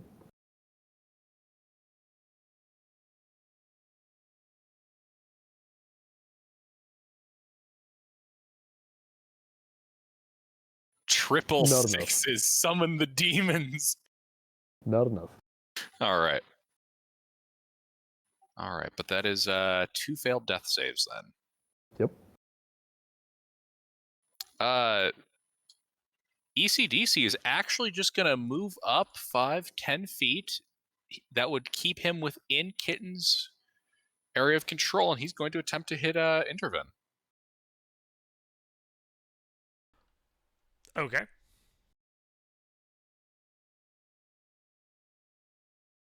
No. His form is sloppy, and his strikes flaccid. He tries again, this time with rigid, bulging muscle. That hits me.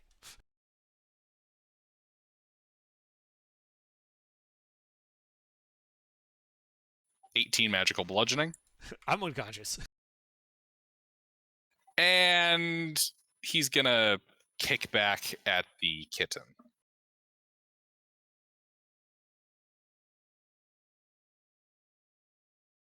(21) versus kitten. I block it.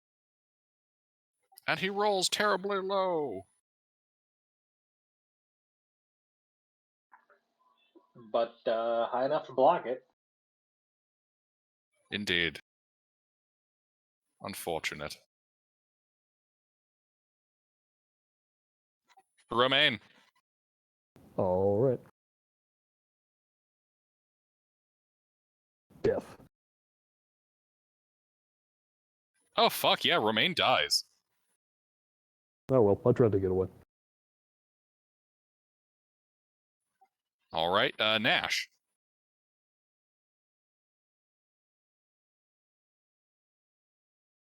Nash. Nash. Nash. Hit.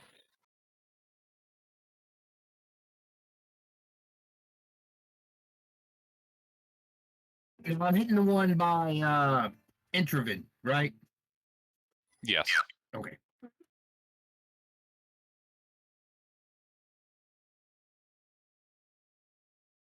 He's pretty fucked up. 12 magical piercing. Kitten. So who's currently dying? Intervin and Romaine, although you can't see. Oh, sorry. Intervin, Romaine, and Sorella. Currently half the party is bleeding out. Romaine is no longer bleeding out. Romaine is just dead. Oh yeah, Romaine is dead.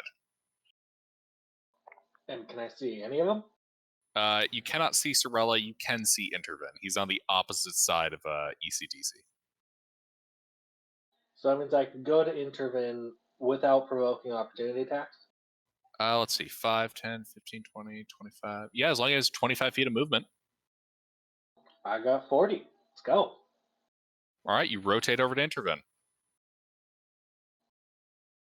I give him my remaining potion of healing.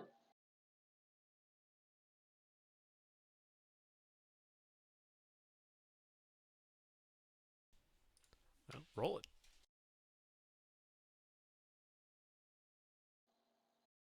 So how much is that again? 2d4 plus 2.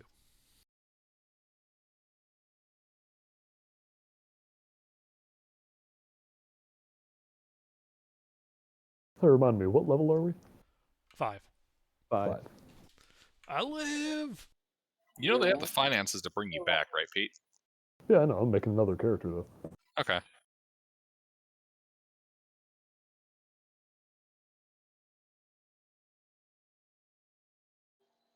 And that was Move in action, you still got bonus. so that's movement, action, and I can't really do anything else. You can get angrier.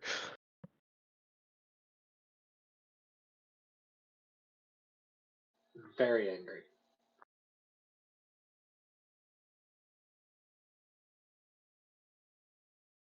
How dare these people hurt my friends?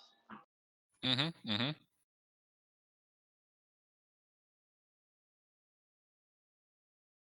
Anything else? I get a free attack and I attack? Don't think that's a thing you have. No, I don't have anything else. All right, Sorella. Save versus death. Hey, 2 passes. Intervin. Live versus life. Okay. So I stand up, dust myself off, more fucking oil, and then I misty step 30 feet into the room to get out of melee with this guy. Yes, that is, you heard me correctly. I am retreating into the room. So you're on the opposite side of the table from him. Yes. All right. I'm retreating forward. retreating forward, and then I'm going to turn in as an action, blast him with Ray of Frost.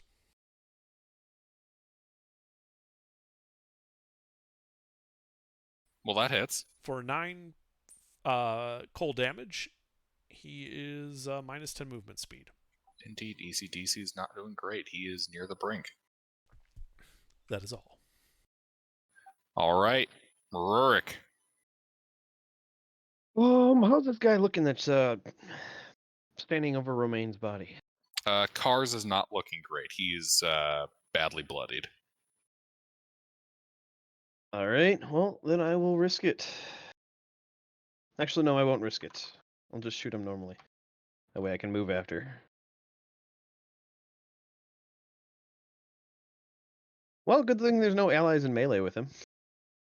The arrow sails wide, hitting Sorella. I'm joking. All right, well, All right. I will run.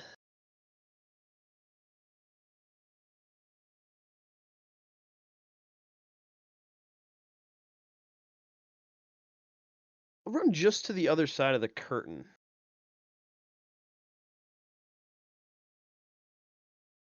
All right. Then I will bonus action hide inside the curtain. All right. Hang on, I have to look at my stealth.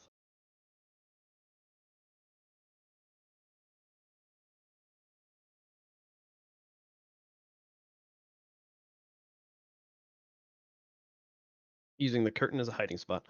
Mm-hmm. Alrighty, these guys. Remains dead.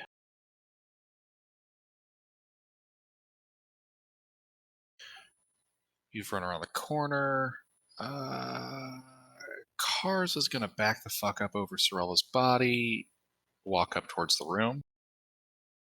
Could you post the new positions, please? Yeah, 1 second. I'm drawing the curtain. Alrighty, and from here,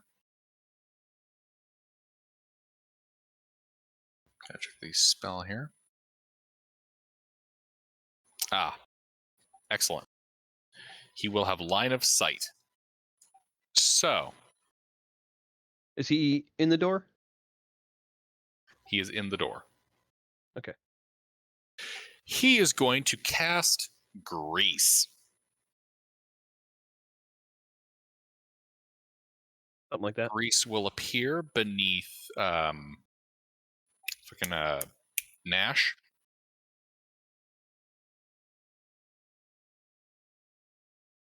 So that'll be his action. Nash, I need a dexterity saving throw from you.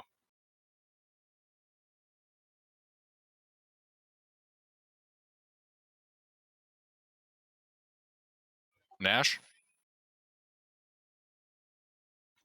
Nash?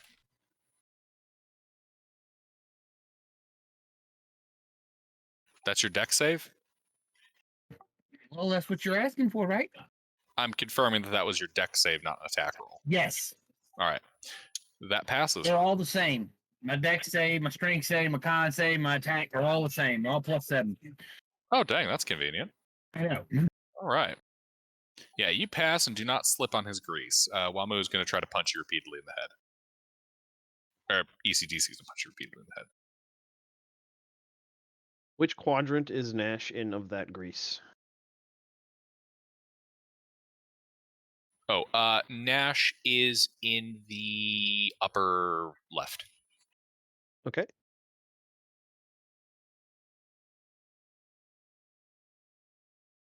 Uh, 21, 11, and a 13 against Nash. So only the 21 hits.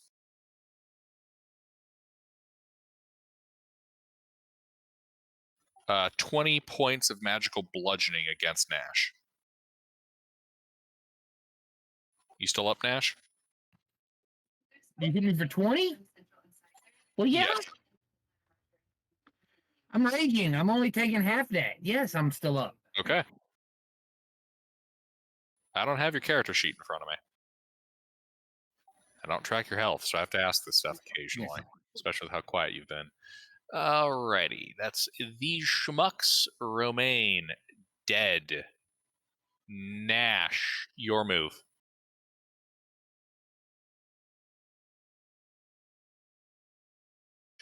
Attack misses. Kitten?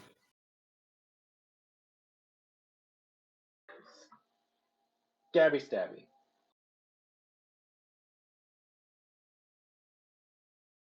And you miss terribly.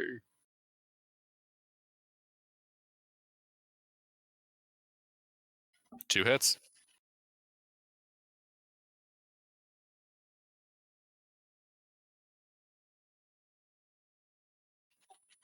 That is enough to kill ECDC. He dies. I don't even need to reroll the one. Anything else? I point my rapier at the final remaining one and say, "You're next." All right. Sorella, death save.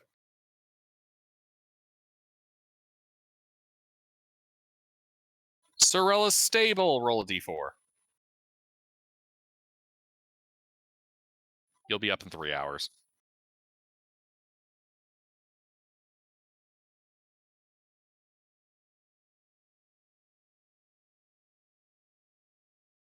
Intervene. I can see the last guy, right? Yep. Ray Frost.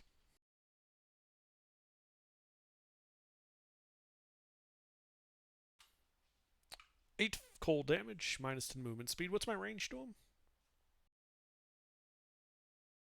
5, 10, 15, 20 feet.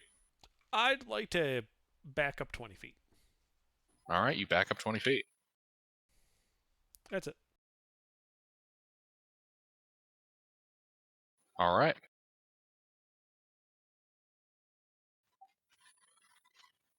Rurik. Well, he didn't chase me, did he? You don't see him coming around the corner. Pretty sure I'd hear him. Well, in that case, then I guess I will, poke my head into the room, so I'll head up by Kitten.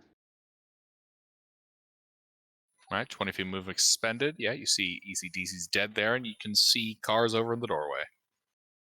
Well, I will shoot at him then. With a fire arrow.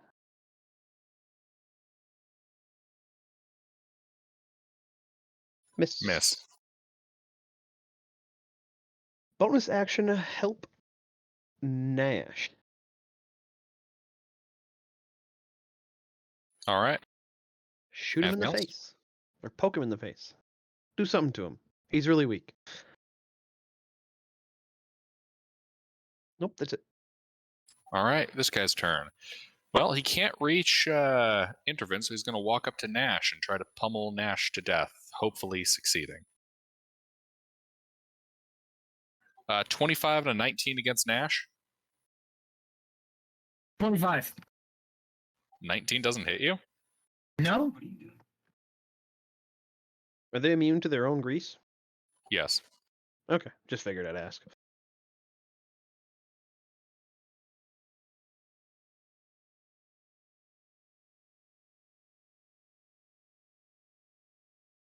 .16 points of magical bludgeoning.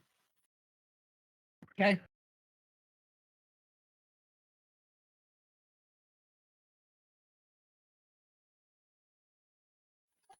That's his turn, Romaine. I continue to be dead. Right. Anyway, I think I'm gonna go to bed. Don't bother bringing me back. I'm bringing in a new character. Neat. Alrighty. Okay. Have a good night, Have a Pete. good night. Nash. Right in your face. You have my aid. I am very distracting. Ooh la la la.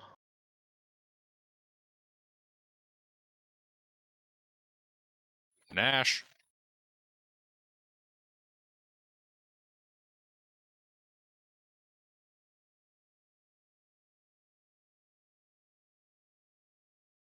Hit. You have advantage.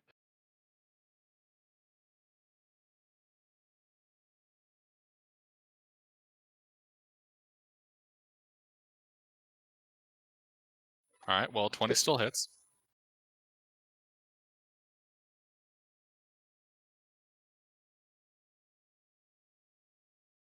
Eight points of magical piercing damage. Magical. That is enough to kill him. They are now both dead. All of them are dead.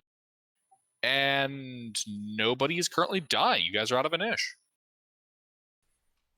Cool. Yay. I'm going to hit the restroom. That went rather well. Romaine's dead. He stopped breathing. Oh, dear. Anyway. Well, I'll run over and check Sorella, see that she's fine, and bring her back into this room. Oh, that's right. Gilbert left. How much of the loot was Romaine carrying? I don't think he was carrying anything. He was just our muscle. I don't think he actually had any items on him. We were just taking everything out to the wagon. We haven't looted anything really down here. Hasn't really been much to loot. That's true.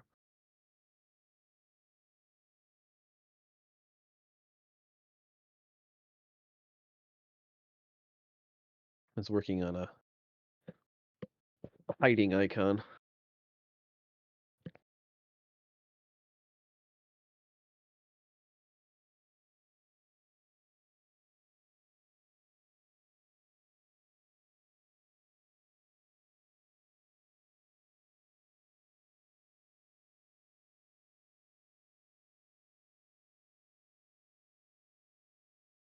How's everybody doing now? I'm at 11. I'm pretty banged up. I've got single digits. And exhaustion or two.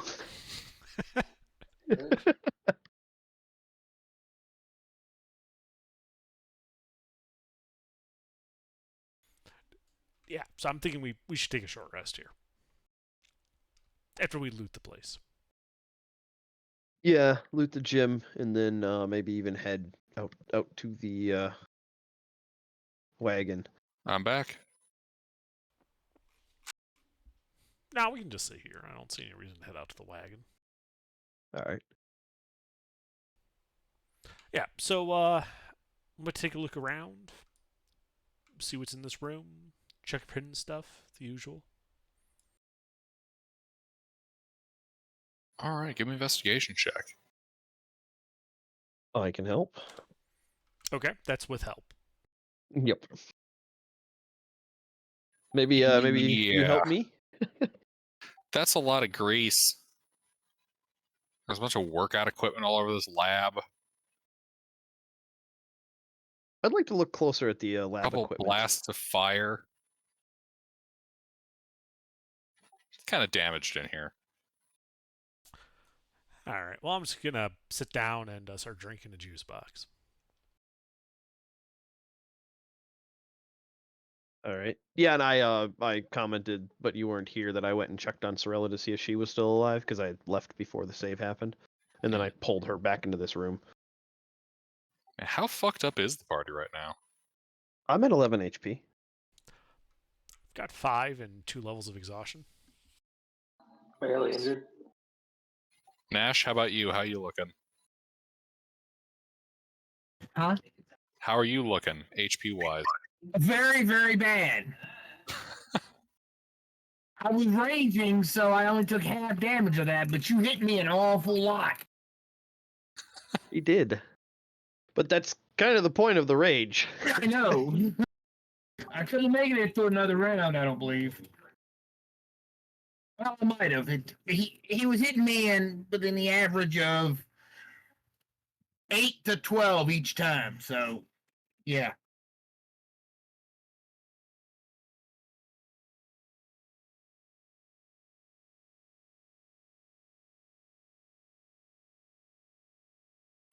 Alrighty. So yeah, y'all fucked up.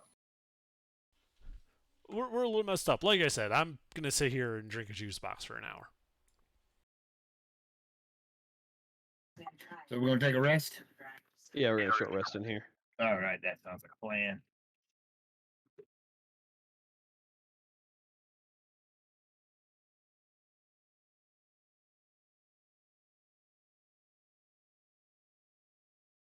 So we roll and hit dice? Well, first he has to tell us if anything happens during our hour rest. Yep, that's what I'm waiting on.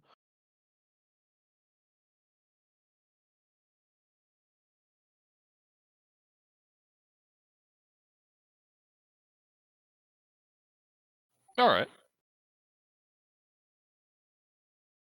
All goes well. You successfully take your rest.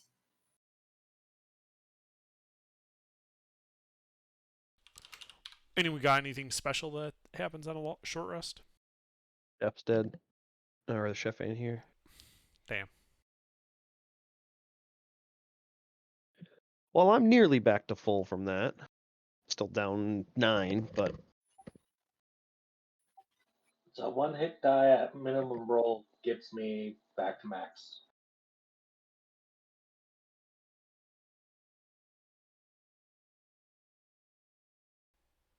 That's not what I meant to do, but good enough.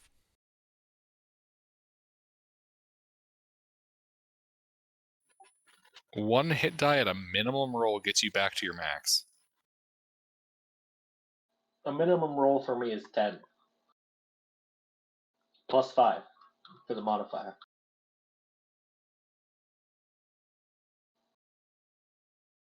Very durable.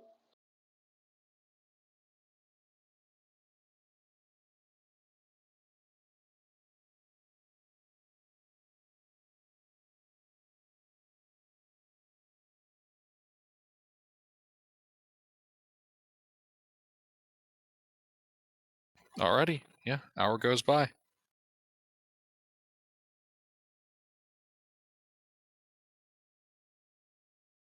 well, want to go check out that library?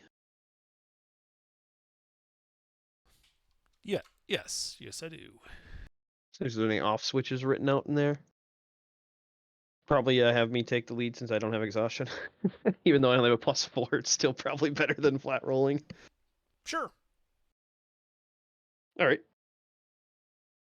Yeah, that's going to be my next expertise if Rurik survives. Right around the corner. We only need 4,200 XP. All right. Then we head through the column room to the south and start snooping through the library.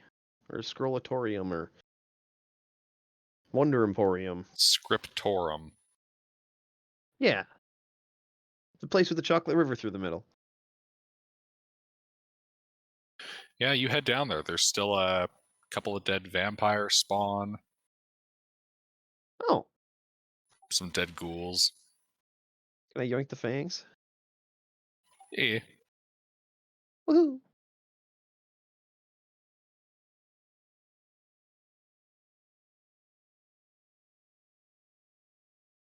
All right, I start scoping out the shelves. I give him a hand.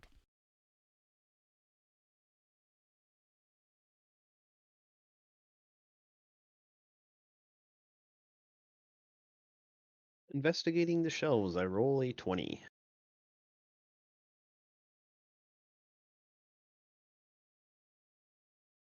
Alrighty.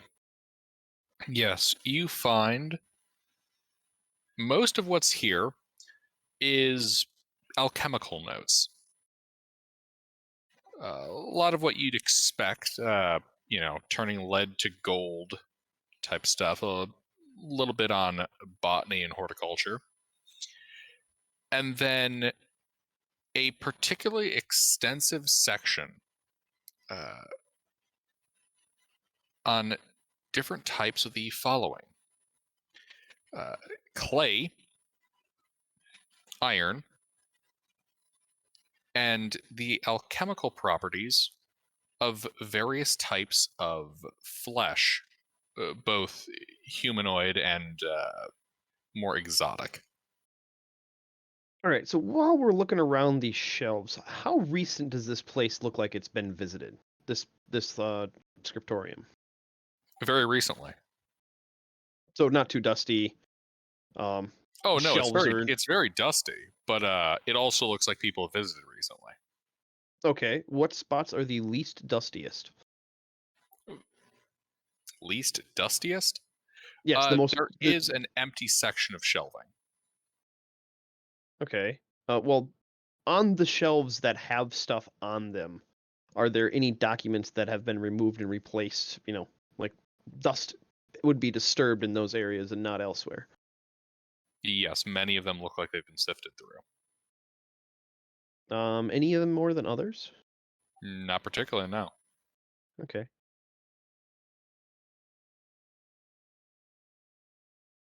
Then we'll spend. Let's see if we can find. You think we can find an off switch, Interin? Probably not.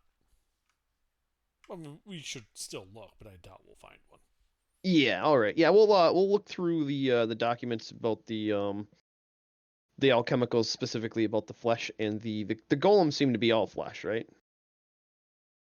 They were flesh Yes. golems. All the golems you've encountered have been flesh, with the exception of the iron golem you found. Yep. Well, Okay. and the hair golems and the mud golems of the glass golem.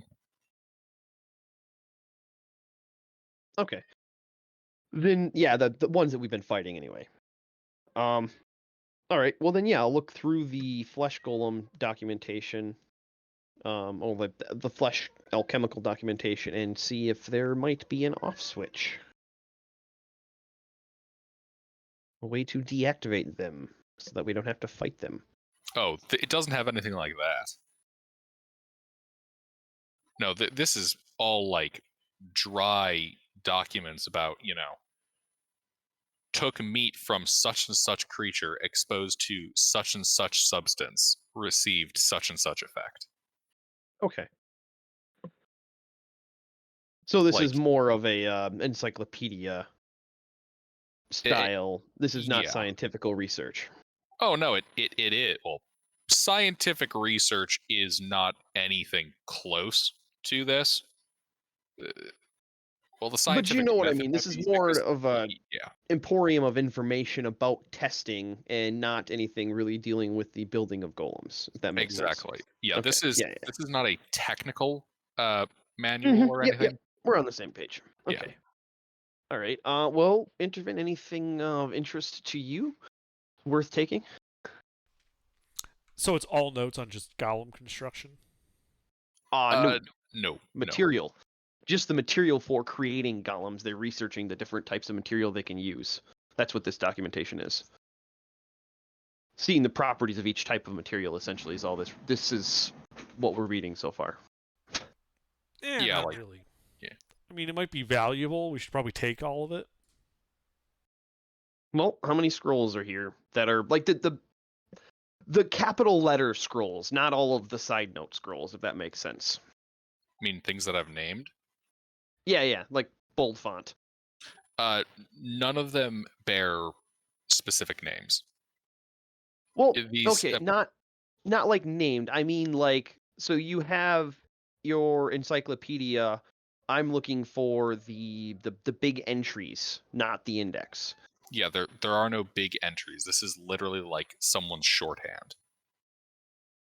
Okay, well, how many pages of shorthand are in a scrollatorium this size? Scriptorum this size, there are 142 and a half scrolls. Oh, that's not that much. Yeah, we can take all that with us. All right. Sheets of parchment basically weigh nothing. Yeah.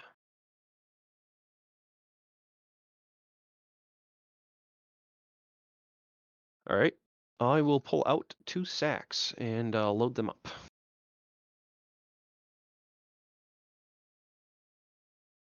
Should be able to fit all of that in there. You might need a little more than 2 sacks, but yeah. Well, how many do you need? I have 22 more. Like I said, it might take a little more than that, but yeah, it's about right. Okay. Okay, we'll just call it 3 sacks of scrolls.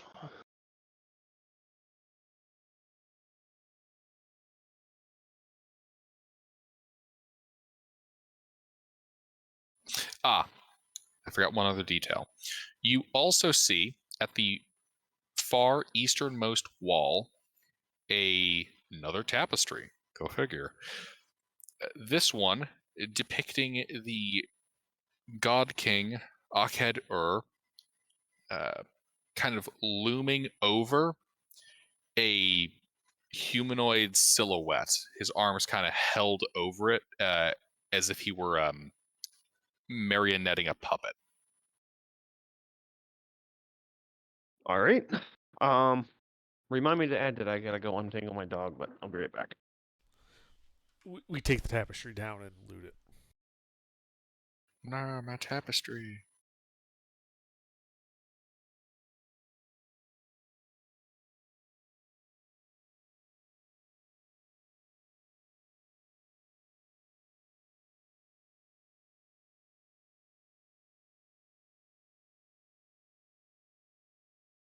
Alrighty. What else y'all doing? Is there anything else in this room? Scrolls, the tapestry, anything else? Nope, just scrolls, tapestries, and the bodies. All right. Was there anything behind the tapestry? Ooh, I know. Oh, No, there wasn't. there's no walls. There's a secret opening. Where does it go? The endless void. The lack of pressure in space sucks you out into it, and you die a horrible, horrible death. Does it suck me and Intervin? Because that would work out. No, just you. The yawning black abyss of space rejects Intervin. All right, let's I guess head to that eastern door then. In the gym. Go back to the oil-filled gym and go to the east door. All right. Indeed, the door is there. I think we have Nash open this one.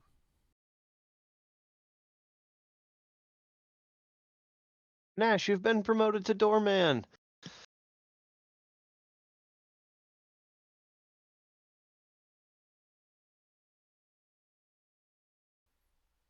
Is Mister? Nash present? Nash, Mister, are you here? Wow.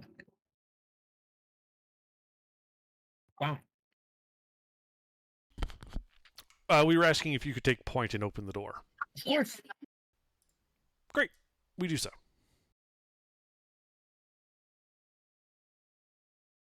All right, you open the door. It swings open. Inside, you can see a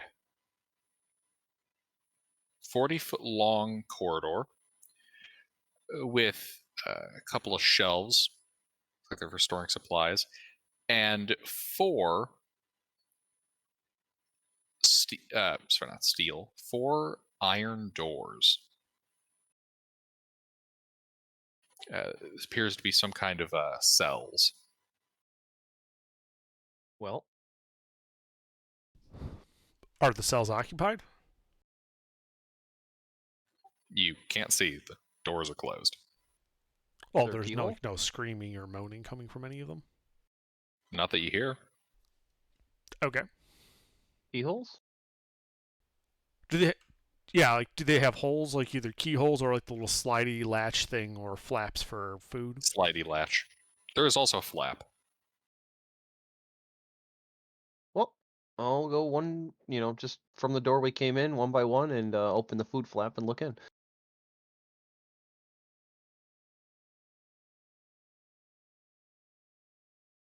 Alrighty, yeah. You one by one open the food flap.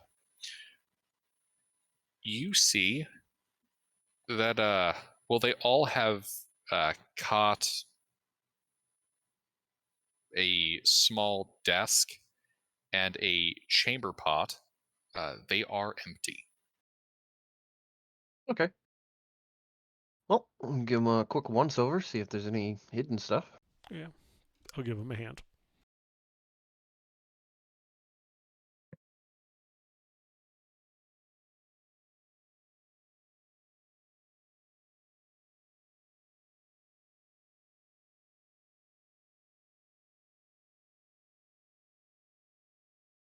We didn't find shit in the third room. Indeed, you guys find nothing of note. All four of them are empty of anything interesting. Mm-hmm. All right. And this is a dead end. It is.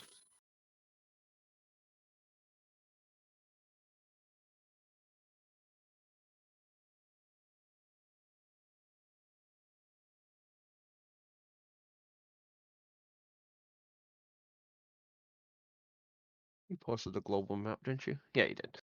Oh, you don't have the area to the south. That's what I was looking for. Where we came in.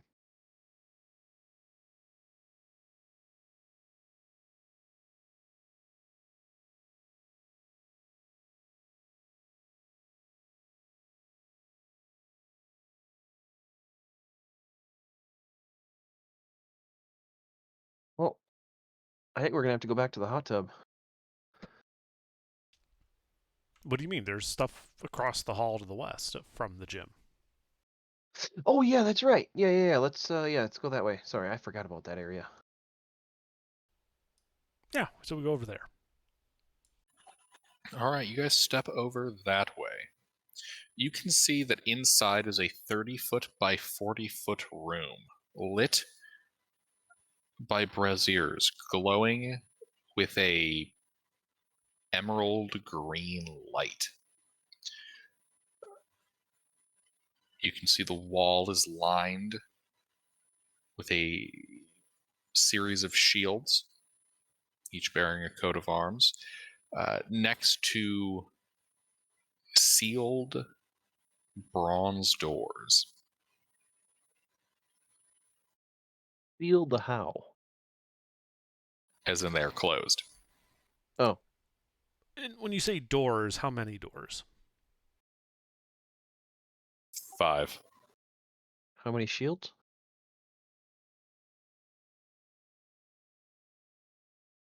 6.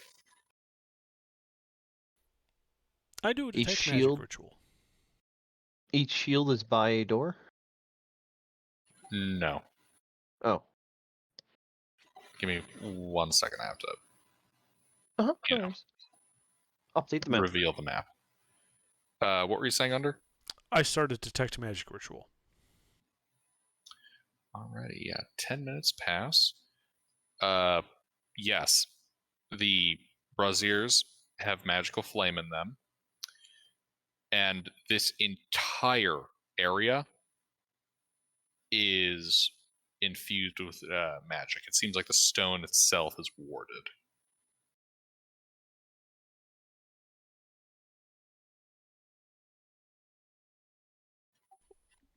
Well, I'll touch it and do an What identify about the ritual. doors? Are the doors magical? That's a good point. Yeah, the doors are running the same arcane lock. Okay. I'll cast identify on the like that. You said the area is magical. To see if Yeah. I can like identify the specifics of the ward. All right.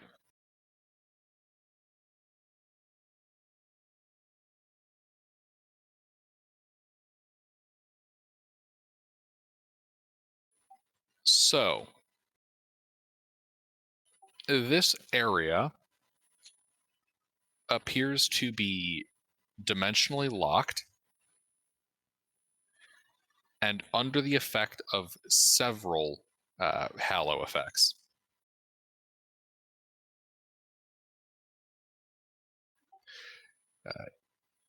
Including, actually, I didn't need to dimensionally lock it. That's also a thing Hallow does. That's what I get for doing this room at several different sessions. Yeah, so it's running under Hallow Everlasting Rest, Extra Dimensional Interference, Tongues, and Energy Protection.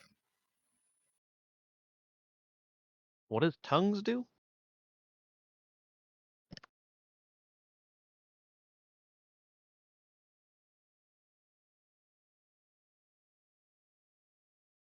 Tongues grants the creature the ability to understand any spoken language it hears.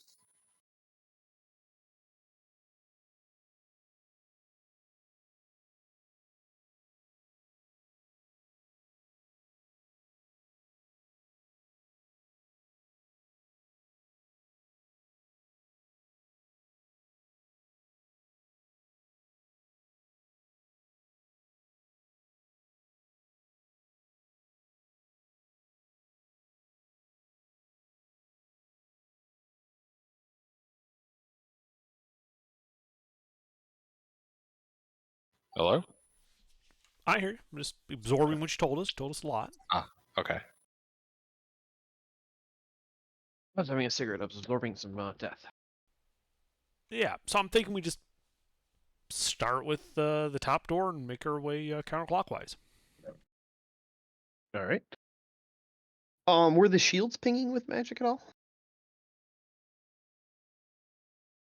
No. Do the coat of arms look familiar?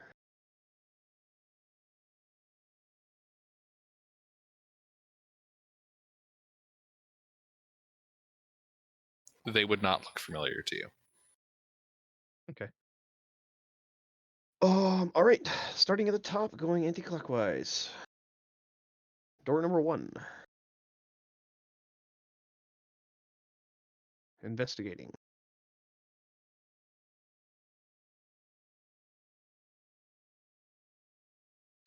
Well, as you approach, you can see there is an inscription inlaid into the bronze.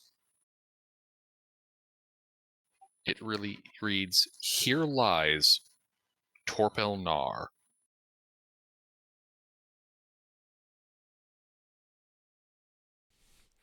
Is there a different name on each of these doors? There is. Do any of us recognize these names?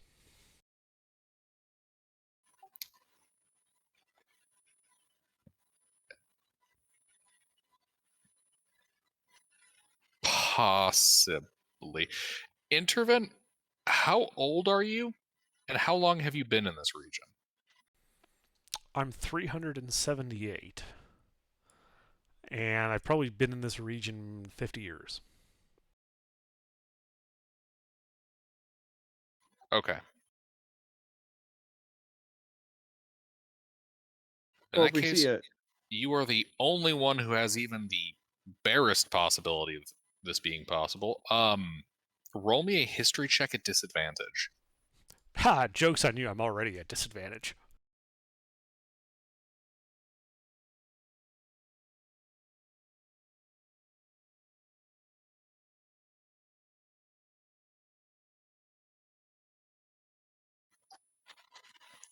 As you look over the names, they sound maybe familiar, but you can't place any of them. They're like historical guys, probably served Ockett or some other horse shit like that. I don't really remember.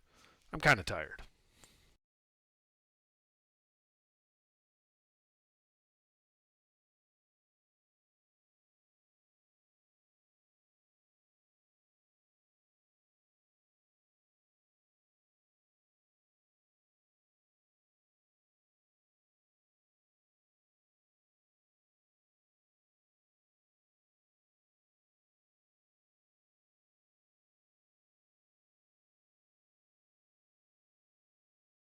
might have heard him in a story a long time ago or something. Yeah.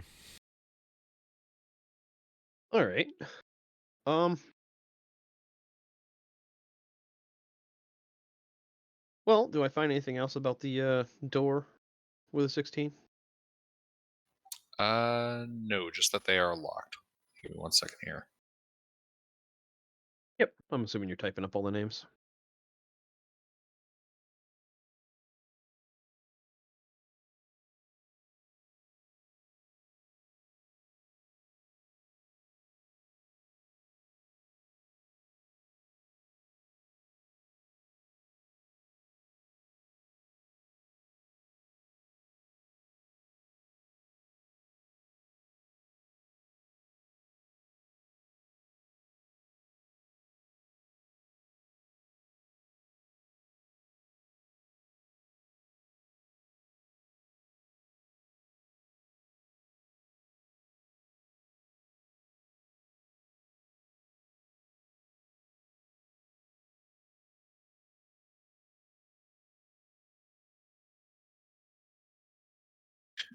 These are the names inscribed: Torpelnar, Isha Miri, Azure Myriad, Tosh of Tut, and Mazrun of Sargosh.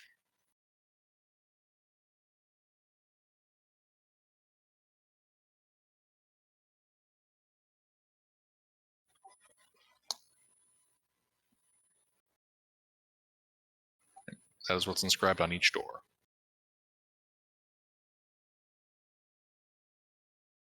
All of them with "Here's Lie" and all that, yada yada. No, not in the case of Azure Myriad. Oh. That's the one in between the two green braziers. So that one is the only one that just says a name. It says nothing else inscribed. Name, title, it's But it doesn't unclear. say "Here Lies." Correct. What's the title? Like, the middle door simply reads Azure Myriad. Oh, we should open that door first then. Mm-hmm.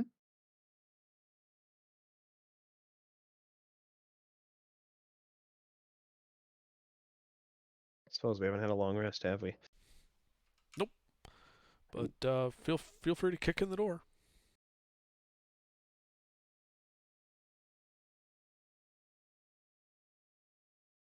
Forget, do we have guidance to throw around here or no? I don't know. I don't think we do. I don't think we do.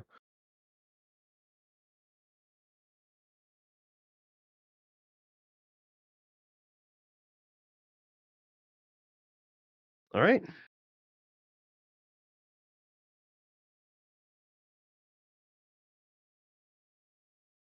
You said they're warded with arcane lock? Mm-hmm. All right. Well, then I will begin trying to pick the lock on a zero. Well, actually, first I'll try the handle.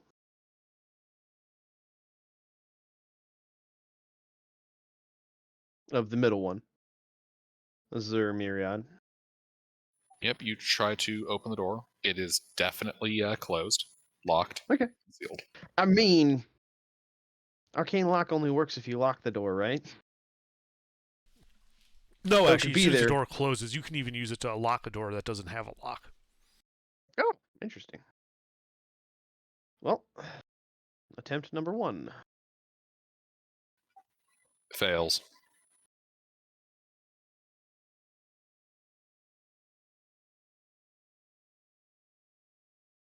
Number 2 definitely You fails. definitely And broken failed. lockpick. Actually, yeah, that breaks the lockpick. Okay. I have 4 more.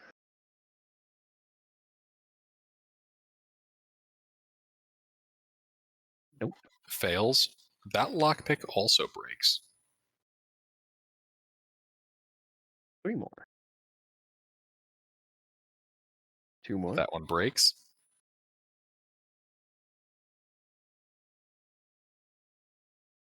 That one fails but does not break. 2 more. You've spent about... Okay, that one breaks. You've now spent about 20 minutes with the door. Anybody can boost me? Yeah, actually, I can cast Enhance Ability Dex on you. Okay. That probably Gives you advantage. probably been good to start with that. I think from now on we're doing this shit. That's okay. I mean, this is the first set of lockpicks that I have.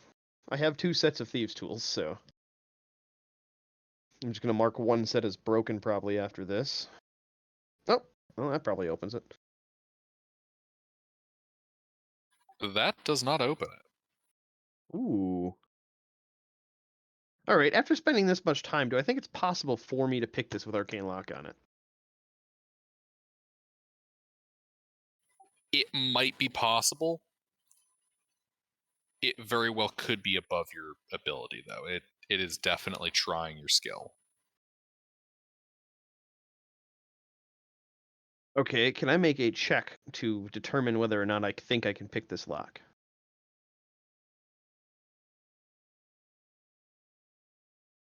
I will tell you this.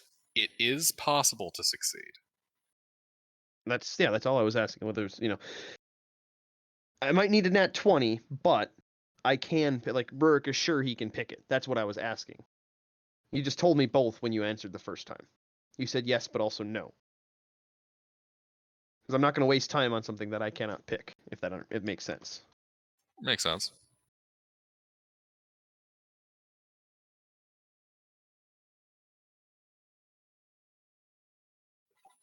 That unlocks the door. Okay. Oh, so I'm just gonna mark one of my thieves' tools set as broken and not try to track the oddities. So I have 2 sets of thieves' tools, but one of them is broken. That would need to be mended, intervene at some point. Uh-huh.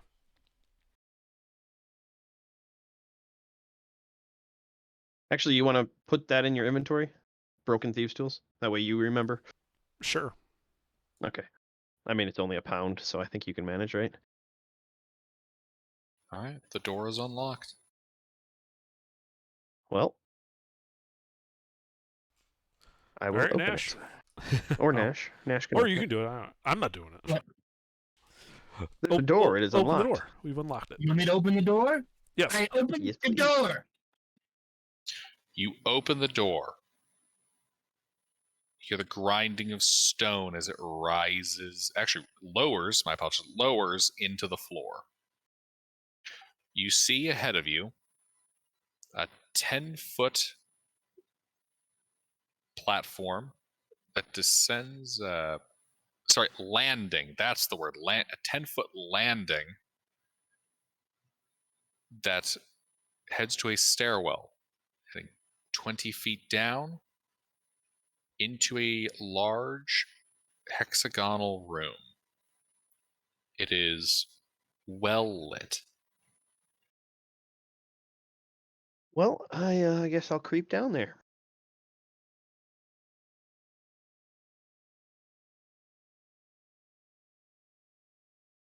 Can I sneak down there? What's your roll? I'm revealing the map. Okay. I'm rolling. I had not rolled until you asked for it. 19. All right. Yeah, you sneak down there. You can see each corner, and then 2 at the entranceway you came to are floating motes of almost like starlight floating above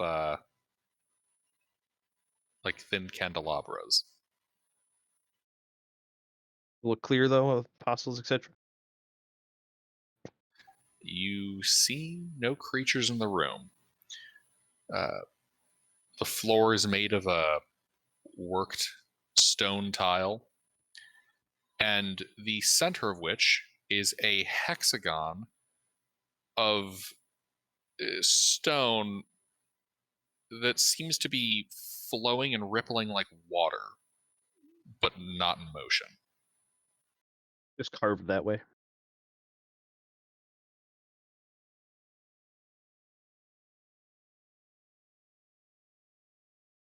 All right, I'll signal the party. Well, I guess I'll go back up because it's not a very long walk. Looks clear. Room, lots of funky shit. All right. I walk in.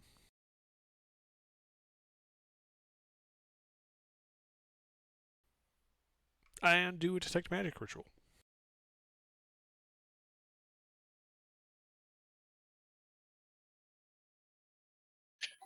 The lights are magical. The walls and floor are magical. And the hexagon of stone in the center is even more magical. Any particular schools? Specifically, transmutation. Interesting.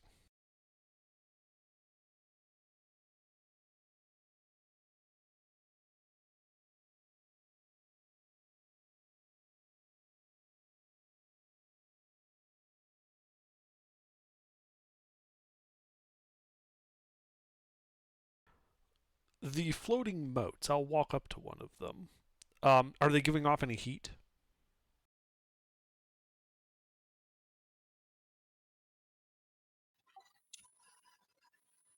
No. If I touch it, are they corporeal, or does my hand just pass right through it? Your hand passes through it. Okay. There's a slight tingle as you do so. All right.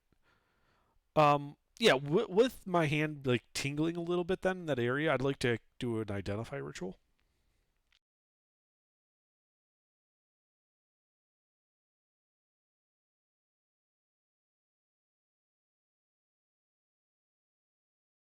It is a continual flame. Interesting. All right. Now I'll walk over to the transmutation hexagon. Can I just, without entering it, just poke it and do an identify ritual? Sure.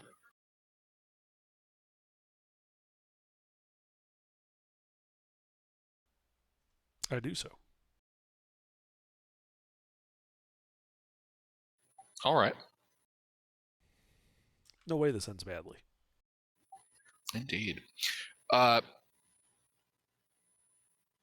It registers as having been an effect that converted water into stone.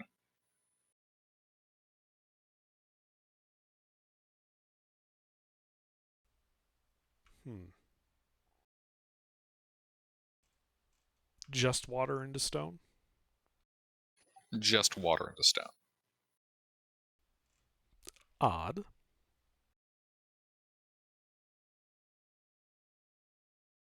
Could have Nash poke it, see if we can get a piece to fall off, and see if it turns back.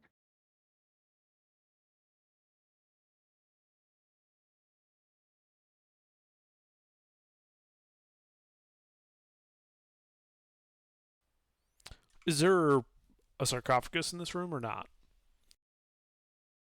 Wait, did I post the map? No. Oh shit, I didn't post the map. 1 second.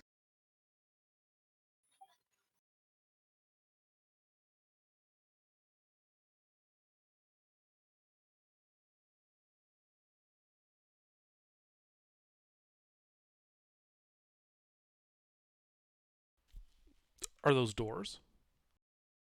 Those are doors. Same brass as before? Yes, Are they inscribed?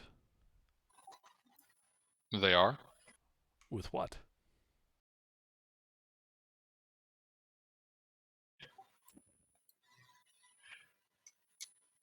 So let's see here. Several of them.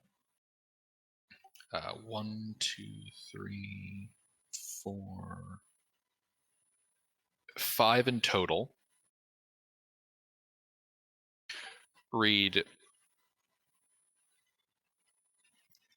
Azure Myriad.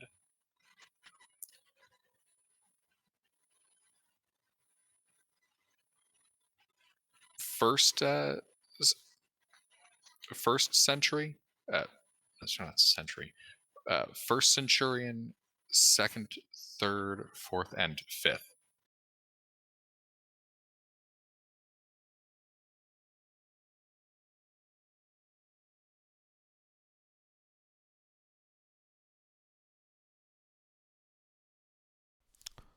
And the other 5?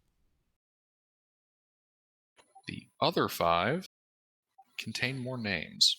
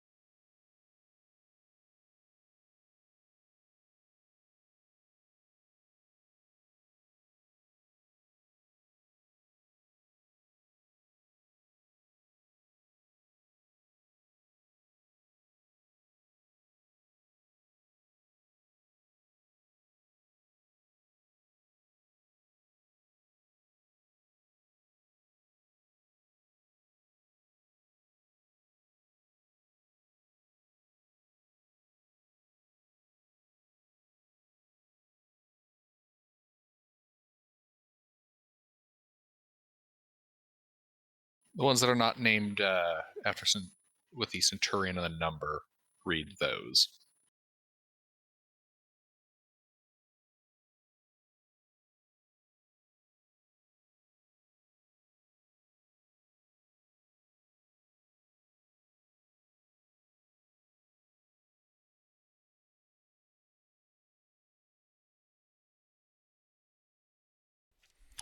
And they all say, "Here lies."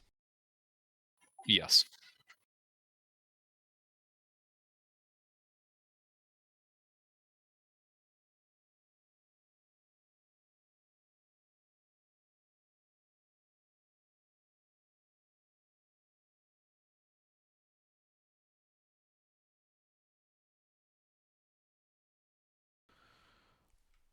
Are they are all the doors magical?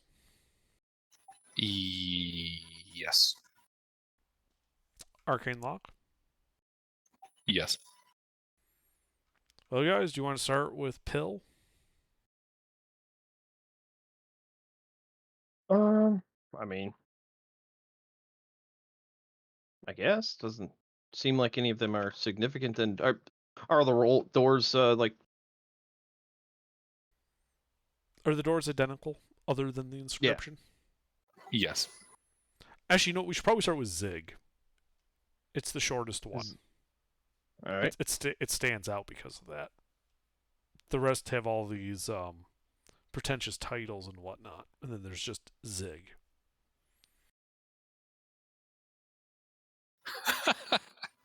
Enhance ability is a not a concentration, right? It is a concentration. Oh, it is. Okay, never mind then. And Sorella's not awake, is she? No, she's not here. Never mind. Actually, Sleuth ran into Discord issues.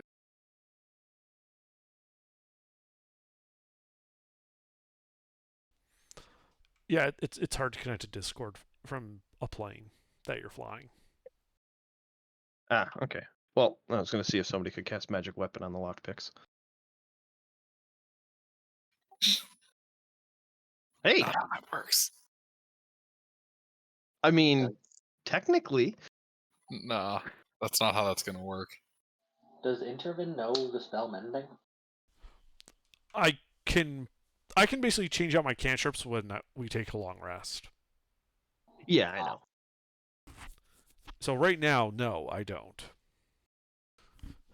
But I could. But anyway, I tried picking the lock on Zig's door.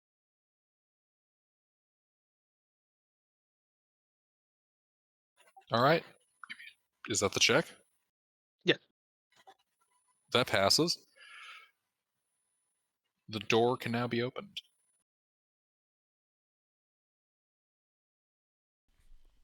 Take off All every right. Zig. Alrighty. The door opens. So, inside, you see a closed sarcophagus of stone, in front of which is a small statue of a Zvart, holding a short sword, high, excited look on its face. Like in victory, sort of. More jubilant than that. Is this statue unusually lifelike?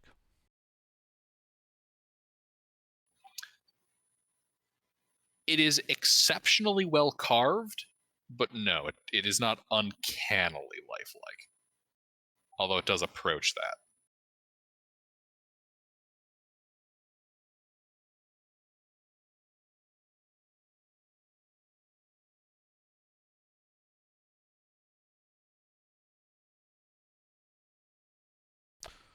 Right, well, does the thief want to examine the sarcophagus for traps and mechanisms?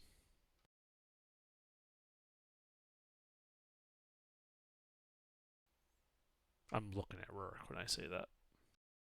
Yeah. Sorry.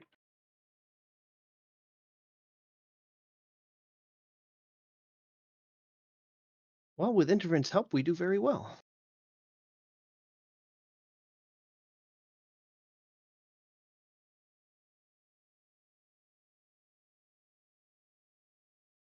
Alrighty. The sarcophagus does not appear to be sealed or trapped in any way. Well, not sealed in any way atypical of a sarcophagus.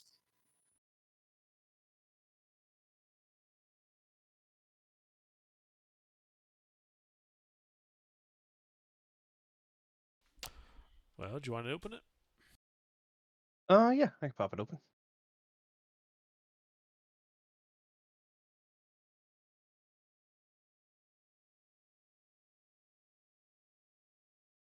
All right. You push it open. Inside, you can see the relatively well preserved remains of what looks to be a very elderly Zwart. Huh. Is it mummified or is it just embalmed? Neither. Actually, wait, detect magic would still be pinging. The body itself is being preserved through magic. Does it look like it could be brought back to life?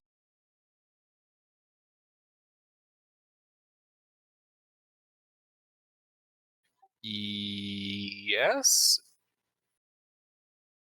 He Assuming said that it's this being guy, magically preserved. yeah, it appears to be magically preserved. He could be brought back to life theoretically, assuming he hasn't reached maximum life expectancy, and that this is what you're thinking it is.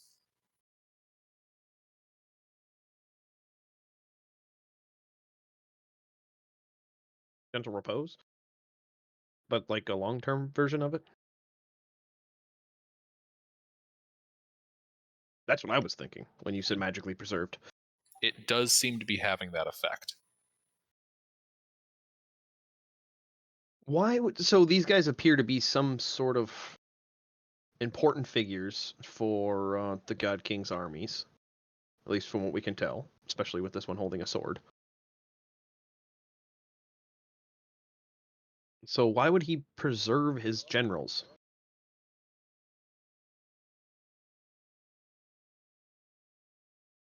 I was asking you, Intervin. Fuck if I know. I mean, I can I make like a history check or something about this? Yeah, give me that history check.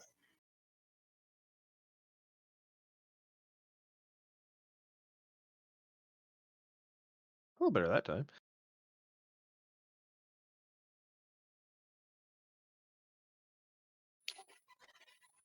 So you dig through your brain, and during your time with your patron, you remember coming across some old gear that was marked as having at one point belonged to a adventuring band known as the Azure Myriad.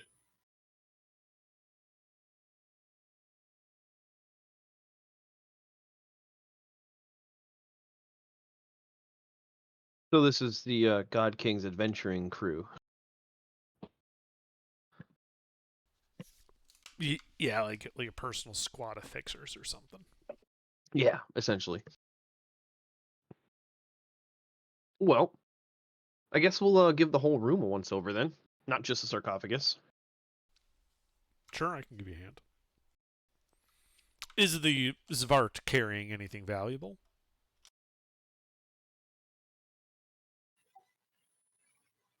A finely wrought bronze short sword and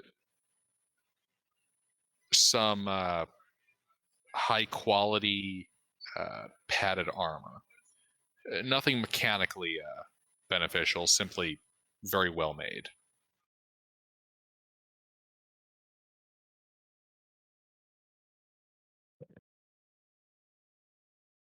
As you poke around the room some more, you do see that some of the decorative carvings on the sarcophagus are less religious symbolism and language, which I don't suppose you know Svart natively, do you? No. Anything Indeed. close? No, but you do recognize the words and can read it. It appears that this sarcophagus is lined with poetry. Ah. Is it removable? Or is it on the inscribed? It is the sarcophagus. It's like inscribed on the sarcophagus.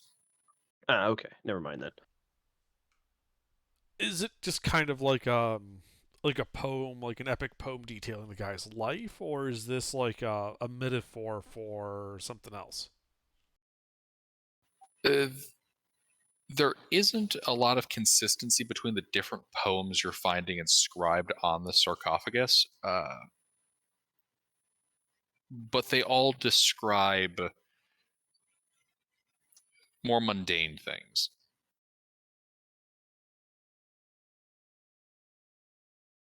Okay.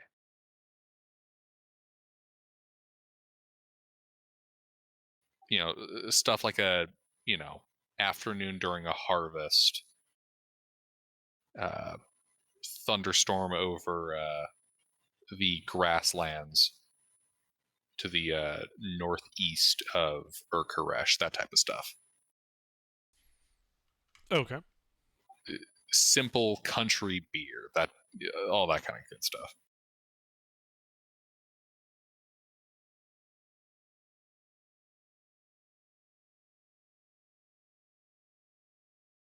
Okay. So the sword is decorative or is it functional? It looks to be ceremonial in its entirety. The blade has not been sharpened. Okay. So it's more a showpiece than just a base weapon. Yeah, probably something they just buried him with as a sign of rank, rather than Okay. something intended to do battle with. Yoink.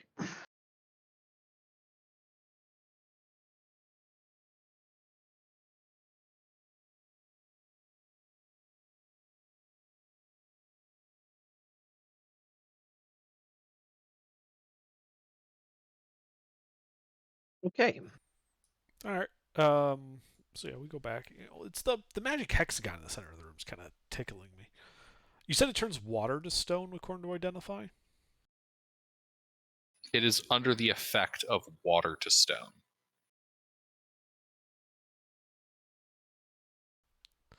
I take out my water skin to splash a little bit of water on it.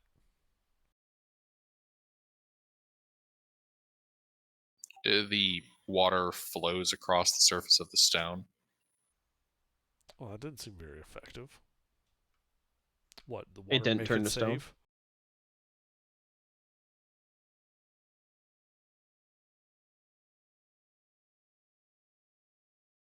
What? You said it turns water into stone. I splashed water on it. The water just ran off. So I said, what? Did the water Right. make it save?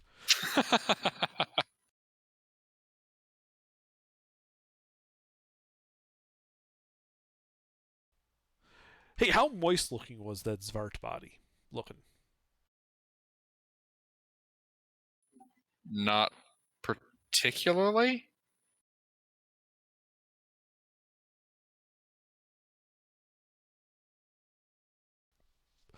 There's like buckets of grease up in the gym, right? Yeah. Can I get one of those buckets and just see if by water it means grease? Just like set the bucket on the hexagon. Okay. Yeah. You bring back the bucket. Sit in the bucket of grease on the stone. Nothing happens. What? I'm trying to figure out what you're going for. Well, there's a hexagon in the center of the room, clearly delineated, that supposedly has a water to stone enchantment on it. And I find that interesting, so I'm experimenting with it. Ah. You have a dispel open or no? I do, but was this like an enchanted object or like a spell effect? It appears to be under the spell effect of water to stone. Yeah, fuck it, I'll just cast dispel magic on it. All right. What level? 9th. 3rd. You don't have access to 9th. 3rd. I only have access Alright. to 3rd level. Roll.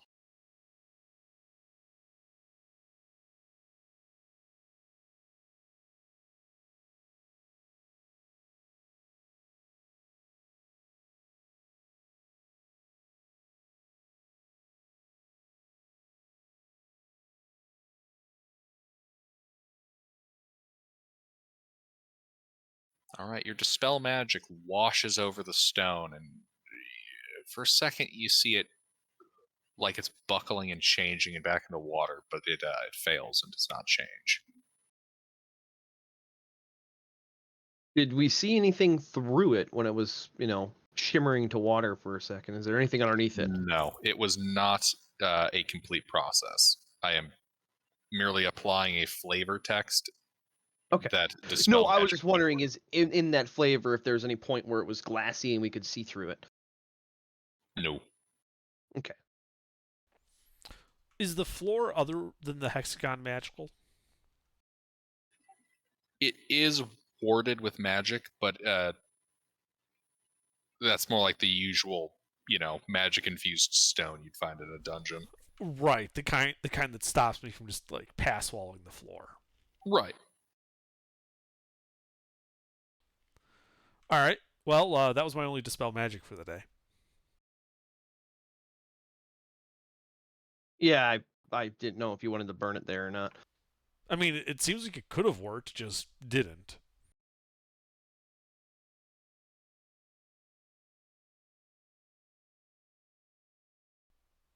I mean, I suppose we could just. How long has it been since her long rest?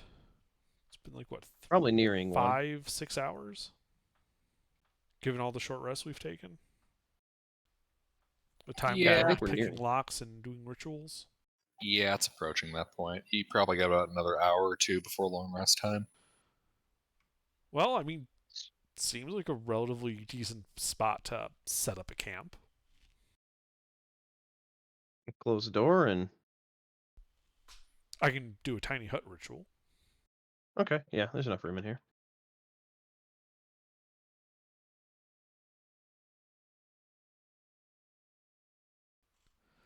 I do set up the tiny hut, which is a 10-foot Sit in a radius, corner.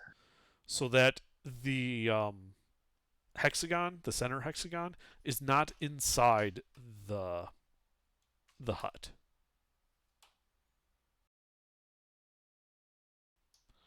No weird magic Yeah, we'll be horse able to shit put one of inside the my hut. Put it to one of the sides of the room.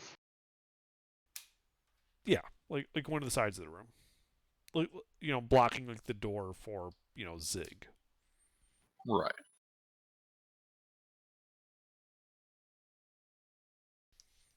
And then I think we take a long rest. Alrighty. Watch. What's your watch order? We only got 4 here, so that's what we can set. Yeah, I only need 4 hours of rest though. Oh yeah, that's true. So why don't you and Nash take the first 2 watches, and I'll take the second 2. Okay. So being Nash, Rurik, Intervin. You got it? Okay.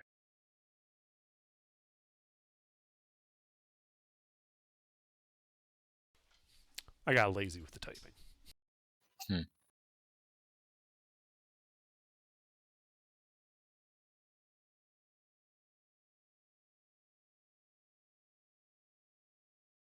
Alrighty. You guys go on watch, resting for the evening. The air is still down here in the tomb. Well, I'm glad it's not moving. That would be weird. And after 8 hours of rest, your long rest completes.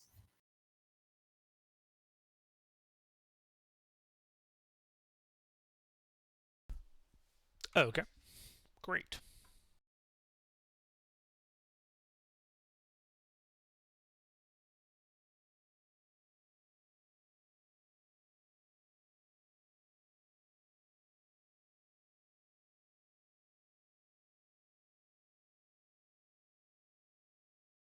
Sweet.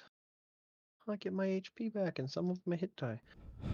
During, like, yeah, so like as morning comes, I'd swap out one of my cantrips for mending, and I just spend like 20 minutes like mending his snapped lockpicks back together. Yay! I have 2 sets of lockpicks.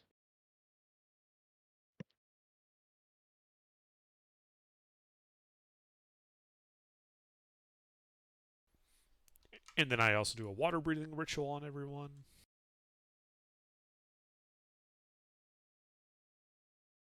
Thinking it's a aquifer. I mean, it was like if like that whole area is flooded or something, like if this is like going into like a lake and the lake has been Yeah. turned into stone, water breathing might be very useful.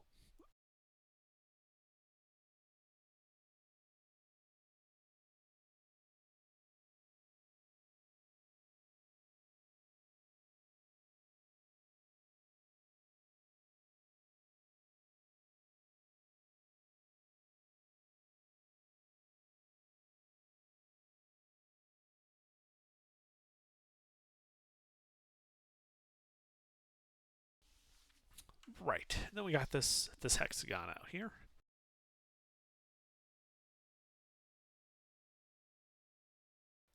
Still got a level of exhaustion, which is annoying. So I'm going to cast Enhance Ability on myself for intelligence.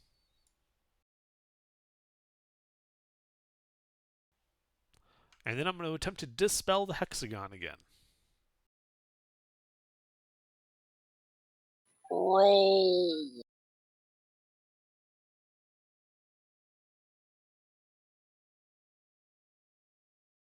The stone turns to water and falls. Oh, I guess it's not volumetric. And there is a splash down below. It was a cap. Yeah, That's what I was thinking. Well, I wasn't sure like the whole area, whatever it was in, could have been flooded. Yeah, if it was, I was thinking it was pressurized or it was covering something. So it was either going to blow a bunch of water into it, flooding the tomb, or fall down. No. Option B. I like option B. Less work for us. What's up, kitten? I was saying the entire tomb turns to water. We got water breathing. It lasts 24 hours, so we could get out of it.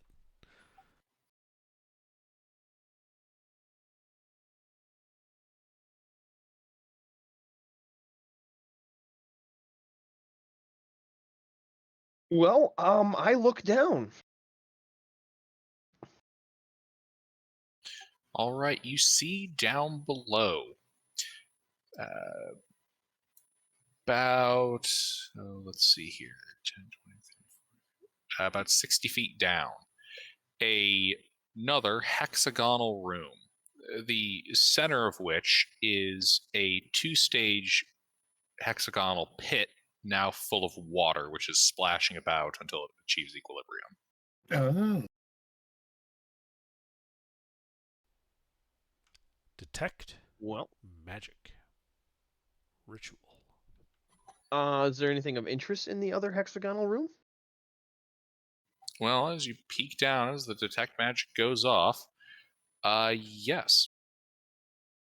Down here, you see a room that mirrors the one above, save for the entranceway. It is illuminated by more of that starlight, and the walls are decorated with tapestries.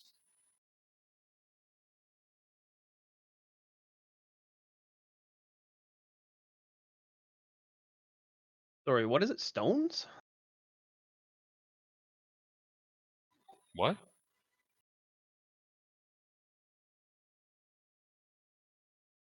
I brain farted and misheard you. It sounded like you said stones, so I was requerying what I seen in the mirrored room minus the entry door. Okay. Yeah, you See the pool where the water accumulates in the middle? Uh-huh. It mirrors the room above, except there's no stairwell. It's 60 feet down. There are 1, 2, 3, 4, 5, 6, 7, 8, 9, 10, 12 metal doors, all closed, and tapestries line the walls.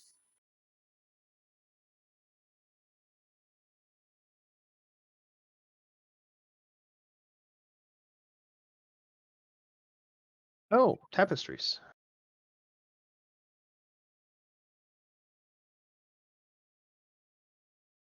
Party.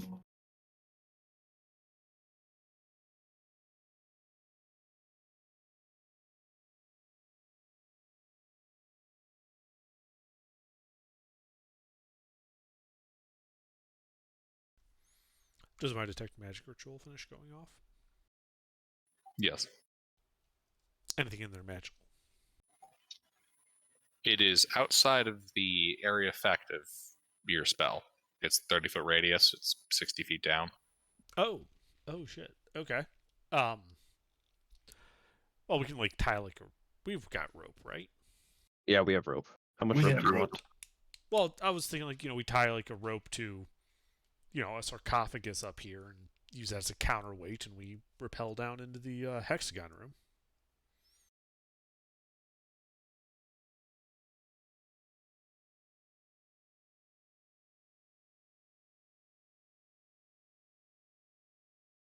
Yeah. Set up a rappelling line so we can get down there safely.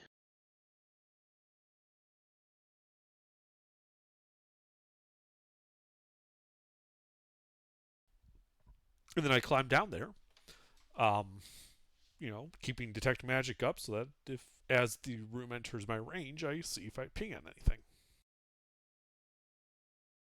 Alrighty. You're detecting all the same kinds of magic. The usual warding. The stones are magic. The lights are magic. The water no longer registers as under the effects of a spell. Okay.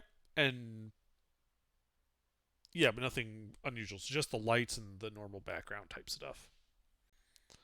Okay. Yeah. So it's all clear, guys. All right. So a bunch of doors and a bunch of tapestries. Bunch of tapestries. So what's on the tapestries first? Each tapestry depicts a maskless god king Akhed-Ur with assorted companions engaging in various acts of mourning. Well, this is depressing. But still valuable. So how many tapestries am I adding? 6. Are there inscriptions on these metal doors? There are.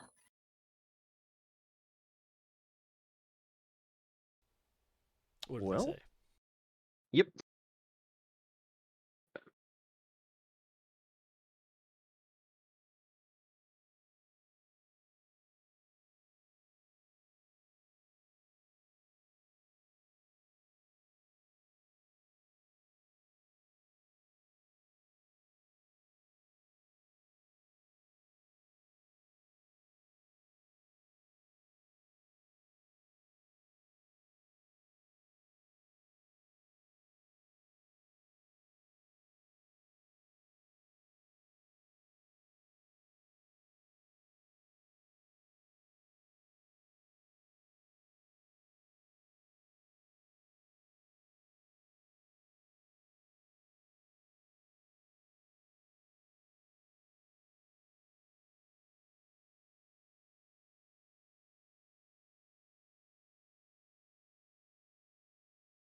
Man, I should have put this in a format that was easier to copy paste. Yeah, the eternal problem of using Realm's work.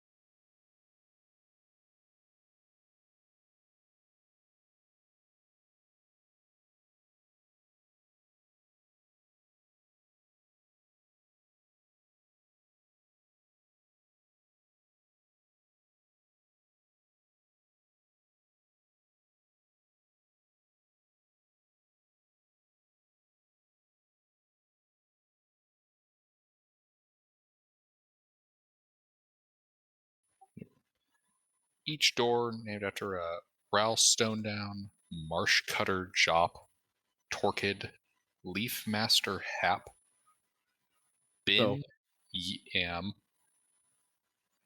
Ship Papa Vet, Campum, Grub Grub Foot, Squawks at Fish, Helma, and Calibrin.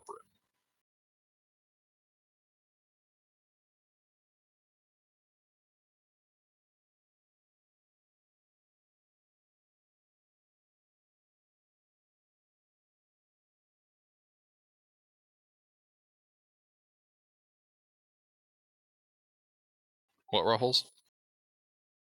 Grub foot. I was just saying, so it sounds like a bunch more adventuring names, sort of type. Grub foot. Quite possibly. Squawk fit fish.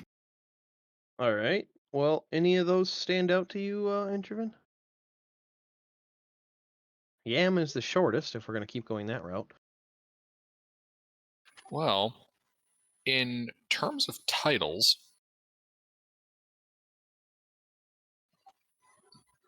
there is a pattern emerging of Leaf Master Pill and Ship Papa Vet.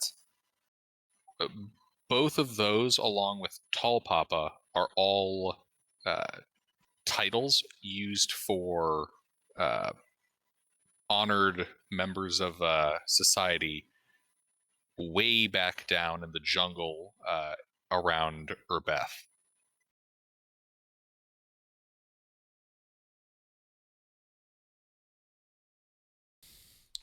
Well, can I make like a history check on any of these guys?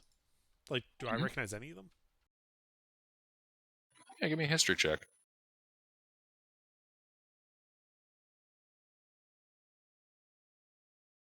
Apparently not.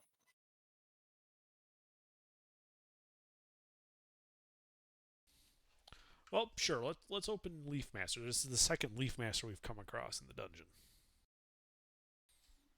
So let's open up Hap. What did you enhance ability on? Enhanced ability is concentration. When I switched to detect Oh, yeah, magic, that's right. it ended. That's right. I forgot about that. So yeah, let's just open Hap.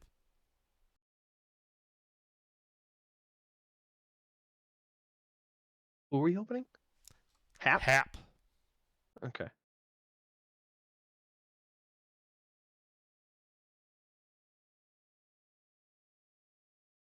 Oh, flat rolling. Woohoo. Well, that's not bad. The door opens. Yay. Inside, you see a sarcophagus. This one decorated with bits of wood and jungle plants. Set before which is a statue of what you could presume to be Leaf Master Hap. The statue decorated with actual clothing and accoutrement, including a preserved tall hat made of leaves.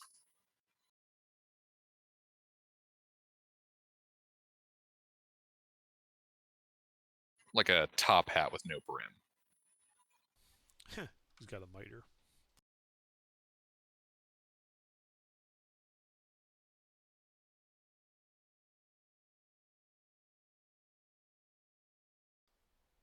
All right. Well, I'll give Rurik a hand, checking like the sarcophagus for traps and all. Guessing none of this is pinging on detect magic. Nothing is pinging on detect magic. Okay. Well, there's a vague magical effect on the accoutrement on the statue. Like it's just meant to preserve it. Okay. Rurik?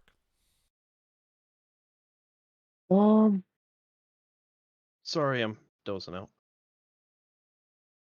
Long day. Where are we at? What are we doing? I was What are asking, you asking me? I was gonna give you help so you could examine the sarcophagus for traps. Ah.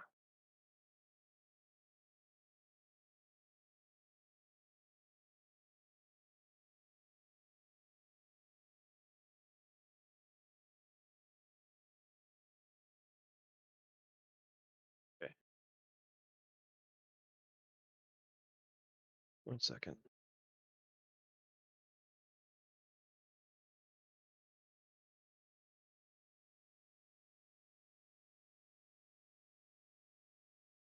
You find no traps.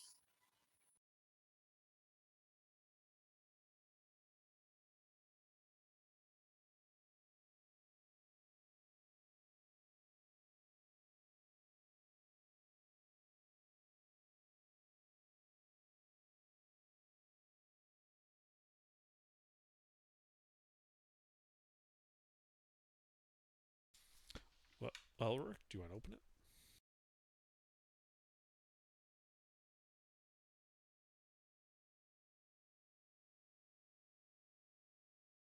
Are we opening it? Yeah.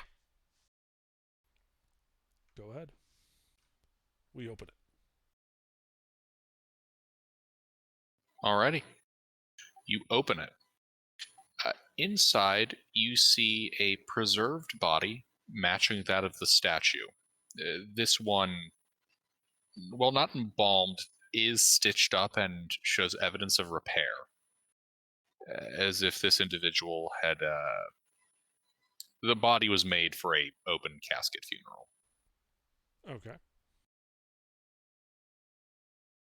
It appears the stitched together wounds were fatal.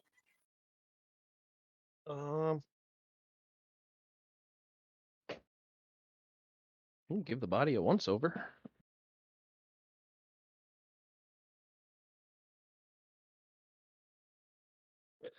Investigate the body, checking all the wound openings for any hidden things, etc. And then also checking the sarcophagus for shiny things.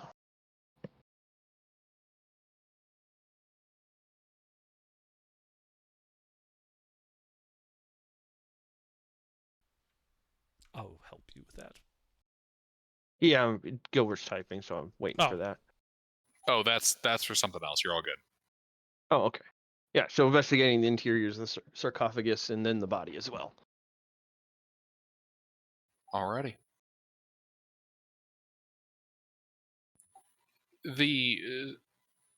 There's nothing overly noteworthy on the body, save that it matches the statue. And the sarcophagus sides are carved with bas reliefs of the Leaf Master and look to be assorted villagers brewing and then treating look to be either sick or dying individuals.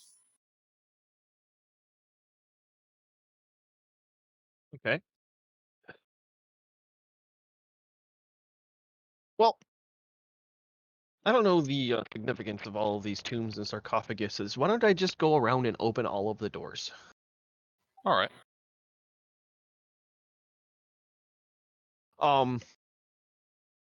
Do you want to Just burn a make it a slot on skill that? challenge Okay, yeah, I can do to that. save time. Because there's no arcane lock or anything down here, right? With his detect magic up. Actually, do you need detect magic to see arcane lock, or is it just a visible rune on the door?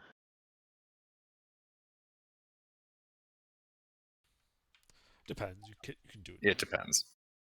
Well, he had detect magic in that room, so I'd imagine we would know. I did, yes. I was asking you, Gilbert. Oh, can you see like the runes for it? Well, what I mean is Yeah, I'm running detect magic, so if the door has arcane lock, it would show up as magically affected. Any of them. I'm looking if Yes, there's one they particular all one that would. does. Ah, okay.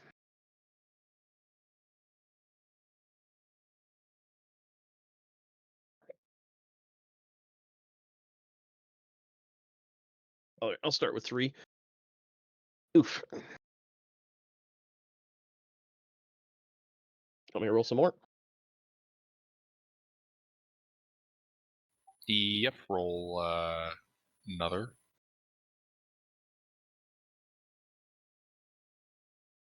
I'll just roll them in batches of 3 until we hit the mark. Tell me how many lockpicks I break. You managed to succeed, yes. Woohoo! You All right, so unlock all of the each doors one. are. Yep. Yep. Just open them all up, see if there's anything interesting besides sarcophaguses in them. Sarcophagi and statue occupy each room. Okay. I guess look for secrets then in all of the rooms. See if there's any secret tunnels or entryways or anything. All right, you start scoping about. Make I this mean, another just skill challenge. all right.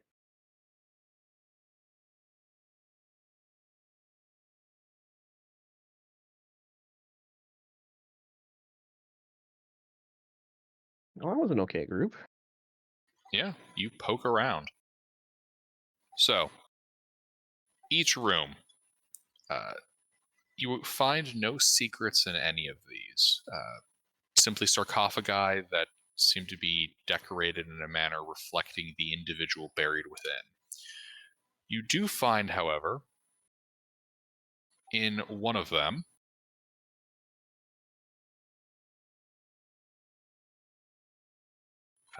the one labeled Helma, you find a statue of a woman wearing the garb of a warrior with some holy iconography on it.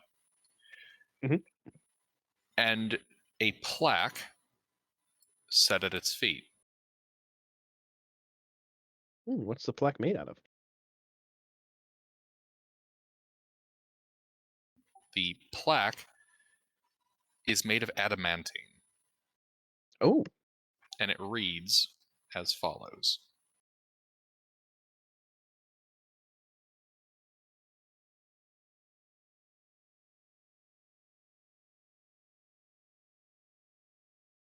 okay. Well, let's open that sarcophagus.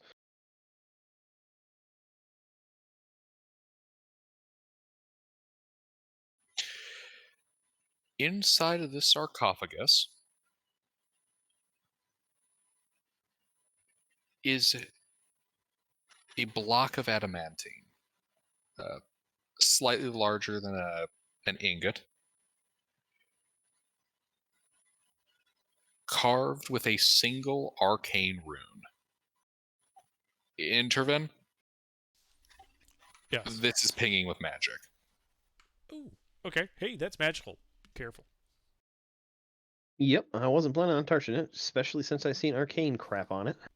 Yeah, I'll reach over, poke it for identify, without bringing it outside the casket.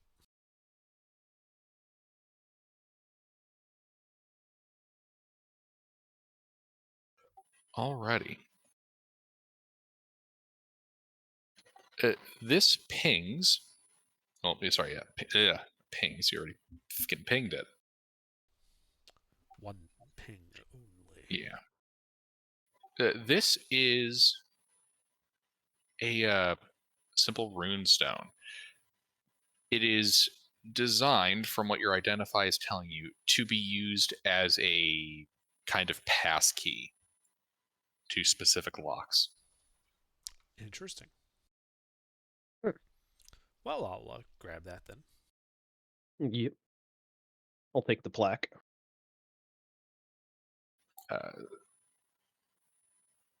Specifically, though, it is named the Heart of As in Akhed-Ur. Just you are, but yes. Yeah. The, Okay. the suffix of the title, yeah.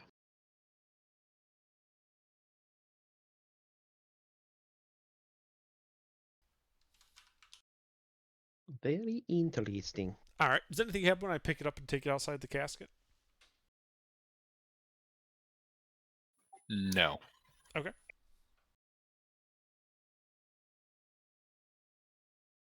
How much does the plaque weigh? 20 pounds. And it is embedded in the stone. Oh, is the stone magical? Yes. What So do you then I think? wouldn't know that. Do you think Akhed was just gonna let someone take the fucking adamantine plaque out of the stake?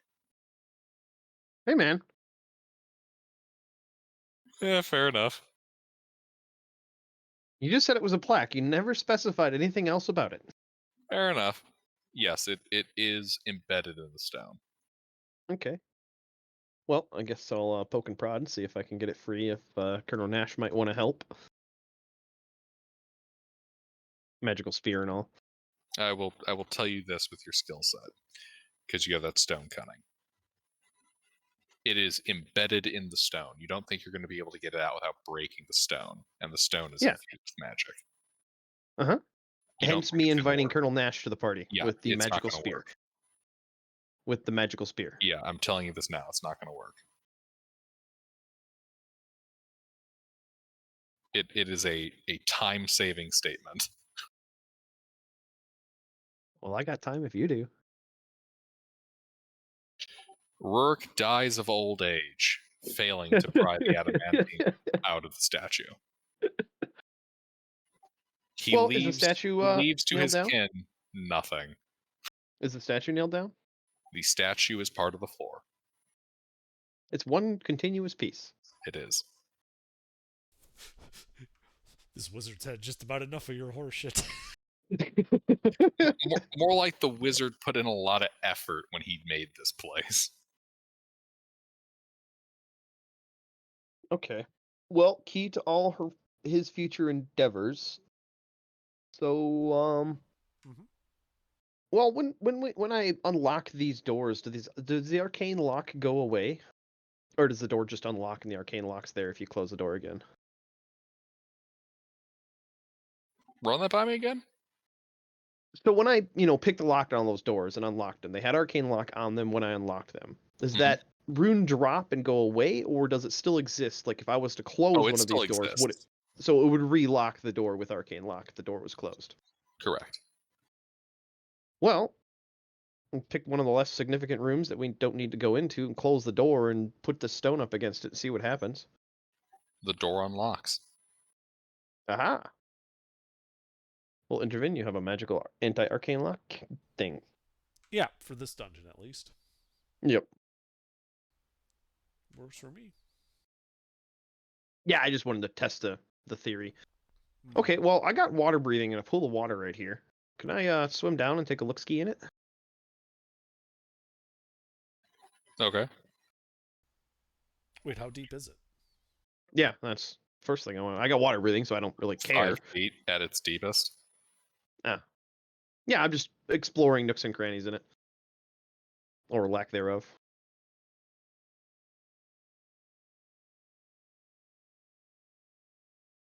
The water appears wet here.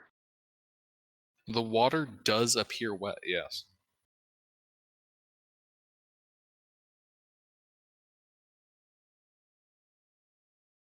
I mean, it's better than the water appearing to be stone.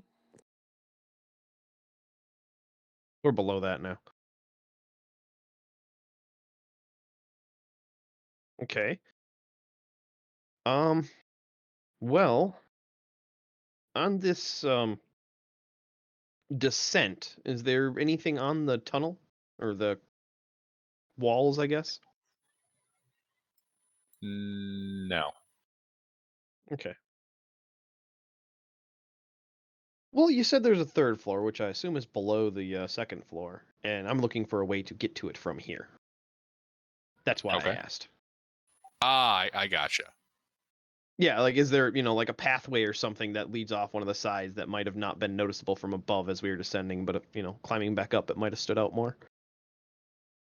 Like one of those weird optical illusions.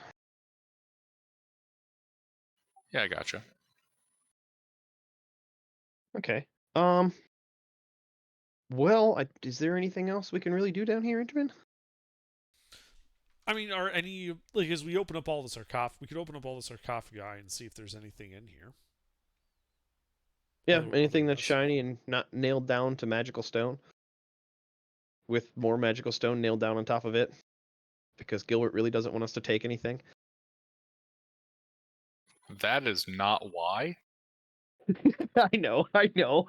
I'm just being facetious. Gilbert doesn't want us to take anything, as you fucking looted the last floor in like 8/9. We're being Pretty much, yeah. Well, see, that's the fun thing with having a morally gray party. They're dead. They don't need this stuff anymore.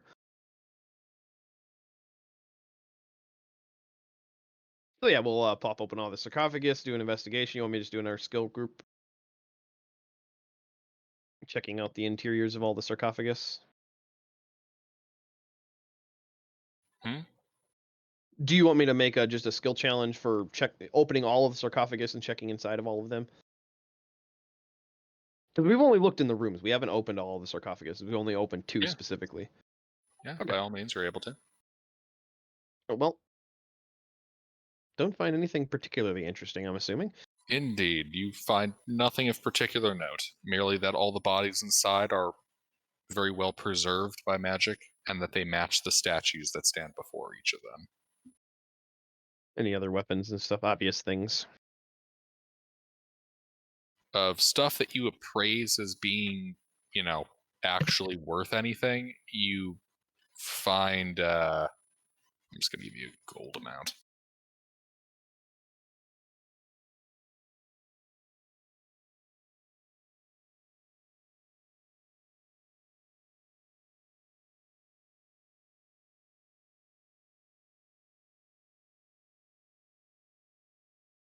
$300 gold pieces in art objects.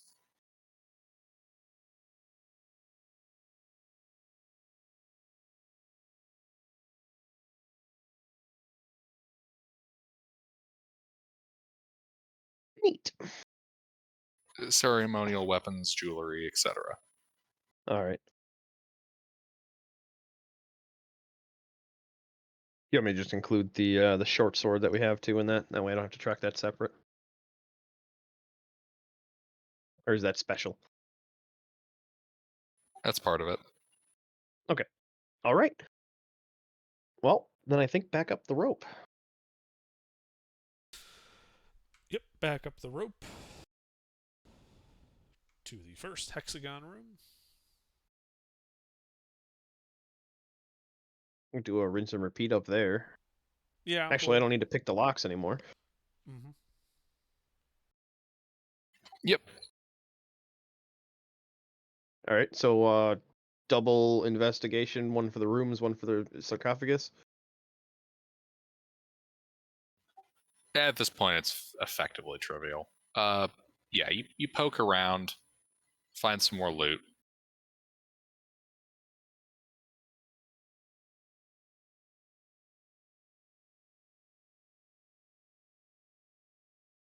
$200 more gold pieces and art objects. All right.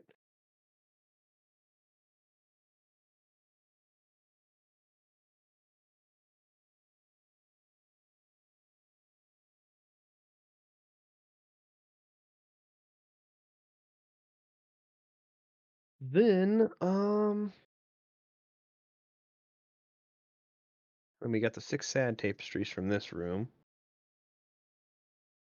Or the room down below, actually. We'll bring those back up. Then I guess go back to the main room with the braziers and open another door or two. Which is going to be much, much easier now. Yeah. Well, can we just call here? Yeah, it's a good spot. Yep. You End of finished the room with looting that section. End of the room with the shields. Mm-hmm. Right, let me give you guys your XP.